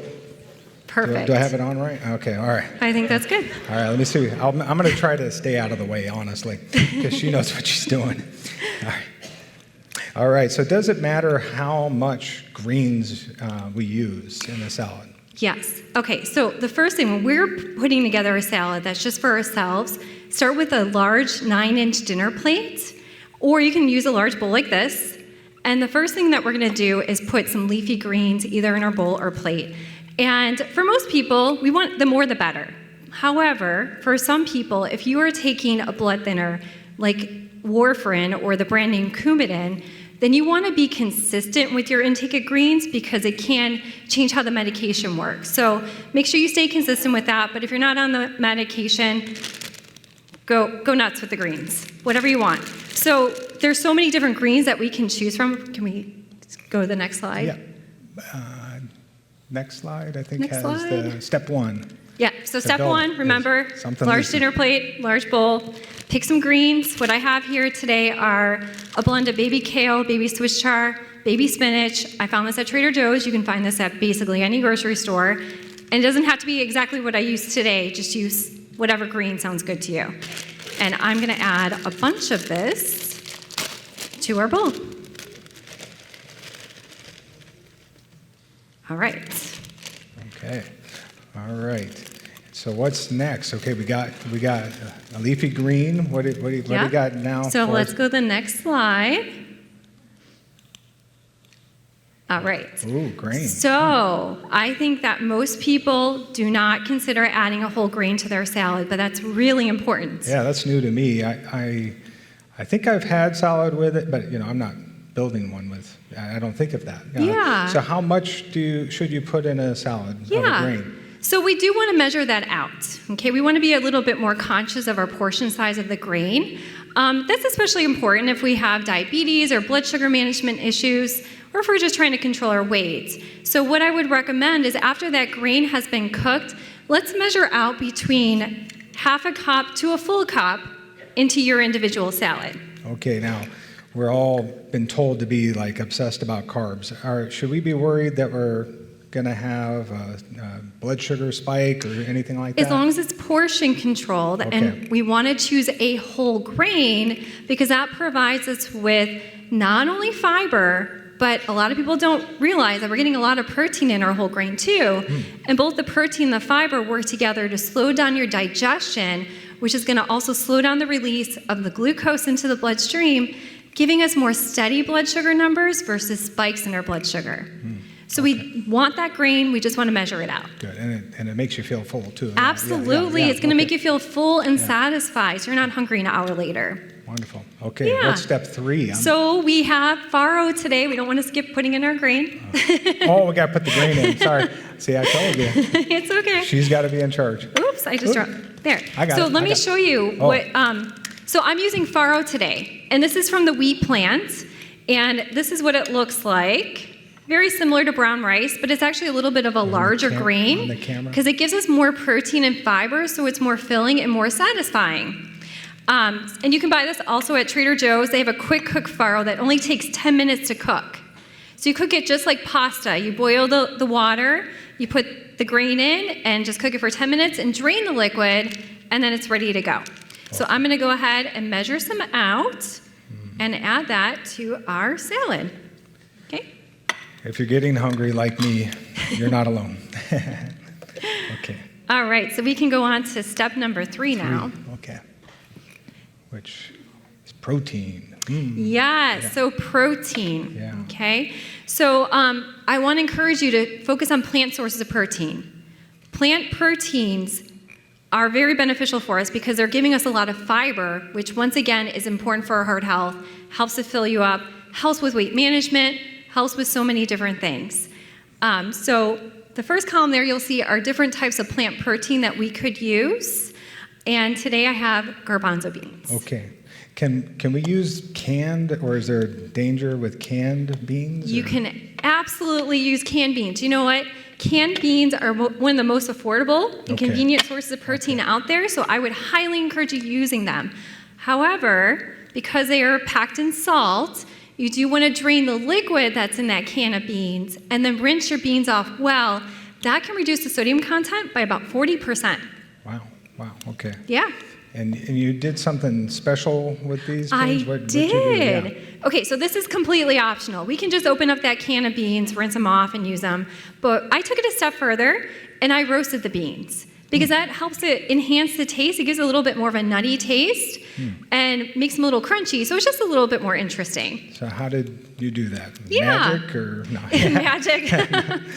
So all I did was put them on a baking sheet. Preheated the oven to 350, and I baked them for 20 minutes. And you could bake them longer if you want them more crispy. It's up to you. And again, how much? How much should we put in there? So the same amount as we did for the grain. We want to do between half a cup to a cup of the beans. Okay. So the question that comes up is, will I get enough protein from the beans and things like that, or do I need, I know we're talking plant-based mostly, but do I need meat, like animal product? You could be just fine with using beans as your protein source. That will give you enough protein to help with building muscle, to support your muscle while you're doing your exercise. However, if you wanted to add some animal protein too, that is fine, but let's keep it to lean sources of animal protein. Like you see, where did our slide go? Well, on our slide, we had lean sources of animal protein, so things like chicken breast, turkey breast, fish, eggs. Those are going to give us less saturated fat, which is what's important to limit for your heart health. Okay, all right. Thank you for helping me with that. Yeah. Okay, So we got step 3 done. What's step 4? I'm So curious. step number 4, we're going to add more vegetables because we can never do too many vegetables. Okay. The more, the better. So what are some other vegetables that you have for us? Yeah. These goodies here. So I have, these are the ones I have, but remember, we could choose any variety of vegetables. We want to have fun with this. We want lots of color. Your vegetables can be raw, they can be roasted, they can be steamed, they can be grilled, hot, cold, whatever you want. Just make it fun and interesting for you. So I have shredded carrots because these are super convenient. They're already shredded for us, they're already washed. You know, I like having these around so I can add them to salads, soups, stews, casseroles, just a convenient way to add an extra dose of nutrition to whatever you're making. Okay. So we're going to Yeah, toss they're some of these in. so colorful and crunchy. Yeah, I love carrots. So we can put in as much carrots as we want. My bowl is getting pretty full. And next, I have one other vegetable today. I have roasted Brussels sprouts. Whoa. Okay, how did you do that? How did you prepare these? So I cut these up and I put them on a baking sheet with just a very light drizzle of olive oil, and I roasted them in the oven just like the garbanzo beans. It was on 350 for 20 minutes. Okay. All right, and then we can add as much of these as we want to our salad. And then if there's other vegetables that you want to add, go for it. The more the better. It's up to you. Good. Okay. This is going to overflow.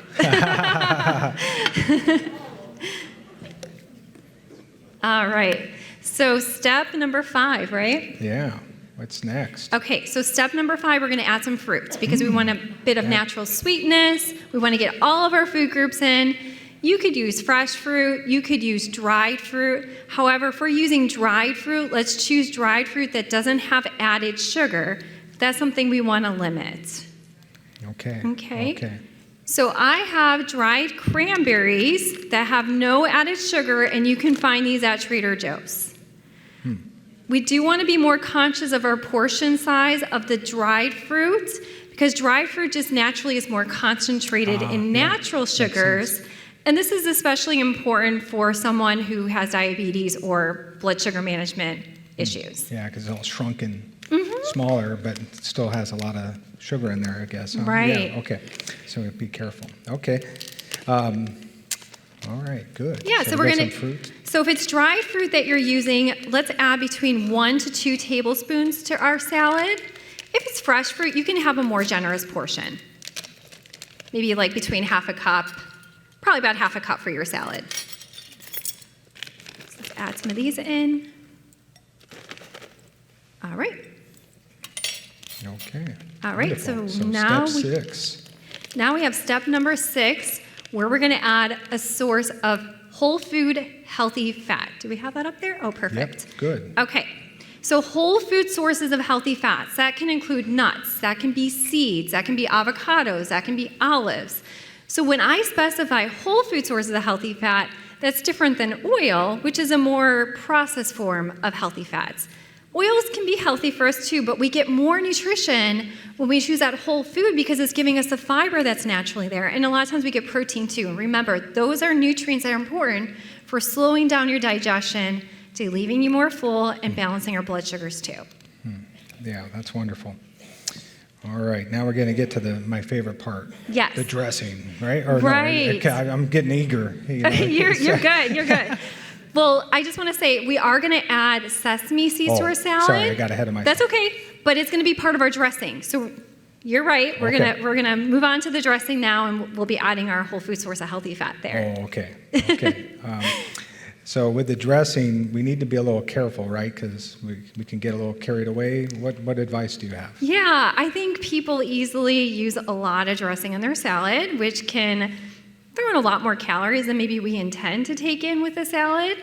Another thing to be careful about is if we buy bottled salad dressings, a lot of times they have added salt, added sugars, they may have preservatives, and we can very easily make a dressing at home and avoid all of that.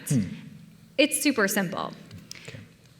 Yeah, no, that's great. So how do we do that? Yeah, sure. Yeah, So my wife can do that, but I can't. She's good at it. well, now you're gonna you're gonna learn how to do that, Josh. Okay, she's gonna make sure I'm taking notes. Oh, good. Okay. So there's two simple ways that we could do this. We can start with a very simple, just 2-ingredient dressing where you choose something acidic along with a healthy type of oil. So for example, we can combine lemon juice with olive oil, or maybe we could do any type of vinegar along with avocado oil. We just want to add those two parts together in equal parts. And then we would still use between 1 to 2 tablespoons for our plate or for our bowl, so that we're limiting the amount of fat and calories that we're adding to our salad. Okay, so how much are we adding to this salad? We're gonna do 1 to 2 tablespoons, but we're gonna do a different type of dressing, which you'll see on the next slide. Oh yeah. 7B, oil-free. Huh? Yes. What's that about? Yeah. So we can also make an oil-free salad dressing, because remember, we are focusing on using those whole food sources of healthy fats. So when we use an oil-free salad dressing, it's going to save us even more on calories and give us more of those nutrients that support our health, the more fiber, more protein. Good. Awesome. Yeah. So that's our salad. It's you built. Ready? We got to make our dressing now. We're going to make the dressing. Okay. That's my favorite part. Yeah. Let's go ahead. Yeah, so let's put that together. Okay, so the first thing we're going to put into our dressing is a 1/4 cup of either reduced sodium soy sauce. You could use a reduced sodium tamari, which is just a gluten-free form of soy sauce, or you could use something called coconut aminos. So coconut aminos, I don't have those today, but they look just like soy sauce, and they actually have less sodium than even a reduced sodium soy sauce. So any of those would work. And you can find coconut aminos at Trader Joe's. I keep referencing Trader Joe's. So I'm going to measure people mind. So I'm going to measure out a 1/4 cup of our reduced sodium soy sauce. Okay. And next we're going to add 2 tablespoons of toasted sesame seeds. This is our whole food source of healthy fats. So this is providing us with healthy fat, protein, fiber. Okay, so the seeds go in there, yeah. Okay. Yep. There's just going to go right in there. Whoops. Ooh. Nice. And next we're going to add 2 tablespoons of unseasoned rice vinegar. So when we say unseasoned, there's 2 different types of rice vinegar. You can buy seasoned and unseasoned. The unseasoned does not have salt or sugar added to it. So you can verify that by looking at the back of your nutrition facts panel and looking to see that there's 0 milligrams of sodium and there's no added sugar. Okay? Wonderful. So we're going to add 2 tablespoons of this. Oh boy, it's coming out very slowly. Slow, yeah. So I don't make a mess. Yeah. That's why they make it that way. Yes, exactly. And then the last thing we're going to add is 2 tablespoons of water. Oh no, I'm sorry, there's one more thing too. So 2 tablespoons of water, oops. And 1 clove of minced garlic. Garlic. Have you ever seen this? No, Once again at Trader Joe's. Oh, Look man. at that. It's already crushed. You can find this in the frozen section. It's just these little cubes of crushed garlic that are super easy it's to all just totally add. Prepared. Oh, wow. Yeah, Okay. it's all ready to go. Cool. So we're just going to pop one of these in. Make it easy. Yep. And that is it. That's our dressing. Now we still want to add just 1 to 2 tablespoons of this dressing to our salad, even though it's maybe not as high in calories or fat for a salad dressing that has oil, but the reason why we still want to limit the amount is the sodium content. We are getting a decent amount of sodium in this salad because of the soy sauce. So put 1 to 2 tablespoons, and that is it. Wonderful. All right. Wonderful. Look at that. Bon appetit. Woo. All right. Thank you so much. Yeah. That does look delicious. All right. So you're going to get one in just a few minutes after our last segment. And also you're going to get the whole recipe too, the recipe card. We also have on YouTube, we have Heart Healthy video series from El Camino. I want to highlight that. But before we go, Sherry, tomorrow is Super Bowl. Yes. It is America's holiday. Yes. You were on TV helping us to not mess up during Thanksgiving and Yeah. Christmas holiday.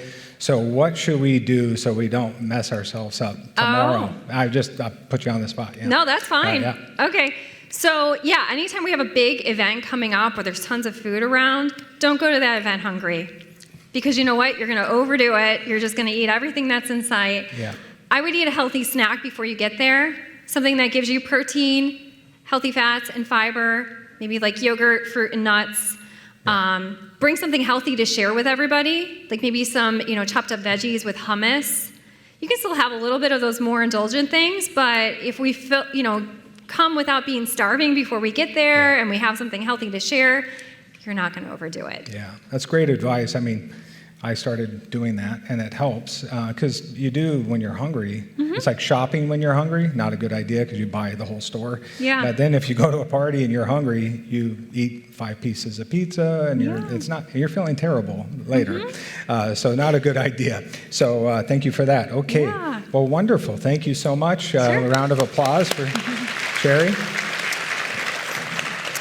And so we've had a really well-rounded, engaging time with you, but at the end of it, we have so many things. So we want to call upon the manager of the Cardiopulmonary Wellness Center, Julie Arbuckle, because she's the one that is leading these teams of people that we have at El Camino Health that are great. And so she's always given me pep talks from time to time, and so we would like to introduce her to the stage so she can bring a call to action for us all. What can we do with everything we've learned today? Okay, they saved the best for last. I am El Camino's wellness champion, or should I rather say cheerleader. I believe in wellness and I'm passionate about it. So staying with the theme today, I want to leave you with this challenge. Start your engines. Get on your road to healthy heart. Don't find yourself staying on the on-ramp, making excuses, procrastinating. Get on your road. We know that even small changes lead to big benefits. So I encourage you all, don't wait, get on it today. And I'll leave you with 2 words that I think are really important. One is keep yourself accountable. Accountability is a huge thing. And second of all, stay consistent, because consistency will always lead you to the finish line. So I hope you guys enjoyed this program. I think it's been phenomenal today. I'm so excited. Every time I come to one of these heart forums, it just keeps getting better and better. And so I hope that you'll take the fuel that we've provided for you today to get yourself on that roadmap to heart health. Okay, and I think Josh is going to join me. We have a few thank yous for everybody. Is my hair a mess after my chef hat? I don't know. Okay, doesn't matter. All right. Well, we're so grateful for everyone that helped us. We had 55 volunteers that helped put on the event. Wonderful. So I wanted to go through a few of them. Oh, okay. So here we go. Here's some of the people. We had the Heart and Vascular team. We had our expert guest presenters. We also had all the health fair partners that were out here. There were about 30 to 40 tables out there. It was amazing. Biggest health fair we've ever had. Yeah. Did you enjoy it? Okay, good. Yeah. So many partners from the community and in the biohealth groups. And then St. Francis High School. Oh my goodness, wonderful team. 25 students came here on a Saturday and donated their time, volunteered their time. They're in Future Doctors Club. There's an innovation club. Their organization is really amazing. And this was our first time to be able to come here, and we were taken care of so well by Robert, Dale, and Tim. Those guys, the main guy, the AV guy was Dale. Tim, you're going to get his salad later, so you're going to thank him. And the food that you had for breakfast. So just such a wonderful thing. And then on the event team, the AV team that we've been using for years, Edit One, they're amazing. Did you like those videos? They made those. They made those videos. We have Valerie Photography with us. We've got our El Camino teams, the El Camino AV team, the PR and marketing team, and then I call them the amazing trio plus one. We've got Joni, Corrine, Caitlin, and Brian from El Camino that have put this together. Yeah. And I mean, wasn't Mike's story just very inspiring and the family story? So we're so grateful. And we're so grateful to you, the community, that you joined us, and those online. We thank you for joining us. So we're going to be in touch soon. We're going to have some follow-ups. We'll tell you about the exercise videos, the videos for your healthy cooking, and other things for you. So be looking forward to also the YouTube links that will be produced. Oh, I didn't. Oh, yes. Yay. Okay. I talked about them, but let's bring them on. Let's give them a round of applause. Our St. Francis High School team.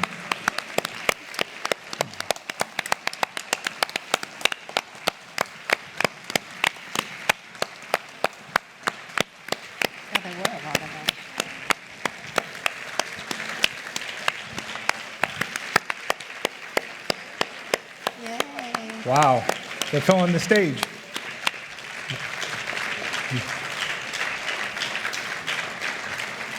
Yeah, wow. So this is really rewarding because we often talk about how can we get the younger people up on these topics of healthcare. They're young, they're healthy, they don't need to worry about this stuff. But engaging with St. Francis and their clubs and their organization, is that Tim? Okay, Robert and Dale. So anyway, and then what about the pep band earlier? Huh? That was great too. So, but I think we have the student body president, the student body vice president, right? We have our representatives too. So anyway, and Robert is the big tall guy. Robert is amazing. Thank you, Robert, for everything you've done. Okay. I just have one more shout out. Just like Dan Wood said earlier, I just wanted to thank all the physicians that took their Saturday out to be with us. Yes. And also give a shout out to Josh. You guys don't know how many months of preparation that goes into this. And I don't know where Joni went, but Joni deserves a big hand too. She's been up all night. I mean, it takes a village, but the ideas came to you. So wonderful. Just wonderful. Great. So thank you for coming too. Yeah, thank you. All right. So I'll be remiss if I don't show the slides. So I just want to show you real quick. This is our HVI team. Our physician leaders are on the left. These are all of our physician over our programs. And then on the right is the support team that brings the innovation, works with these doctors to bring the innovation into practice. And then we work with Julie and her team to get them back on the road again, like Mike. Remember, your healthcare team wants to be supportive. We want to see you succeed. We want you to have health longevity. So if you need our help, we're across the street, and we're happy to support you all. Yeah, and then, wonderful, wonderful.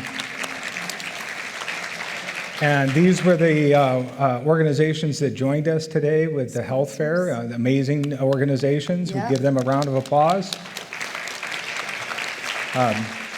So they volunteered their time as well. And so there's always a QR code, right? So here's one for your survey. If you want to fill out your survey while it's fresh in your mind,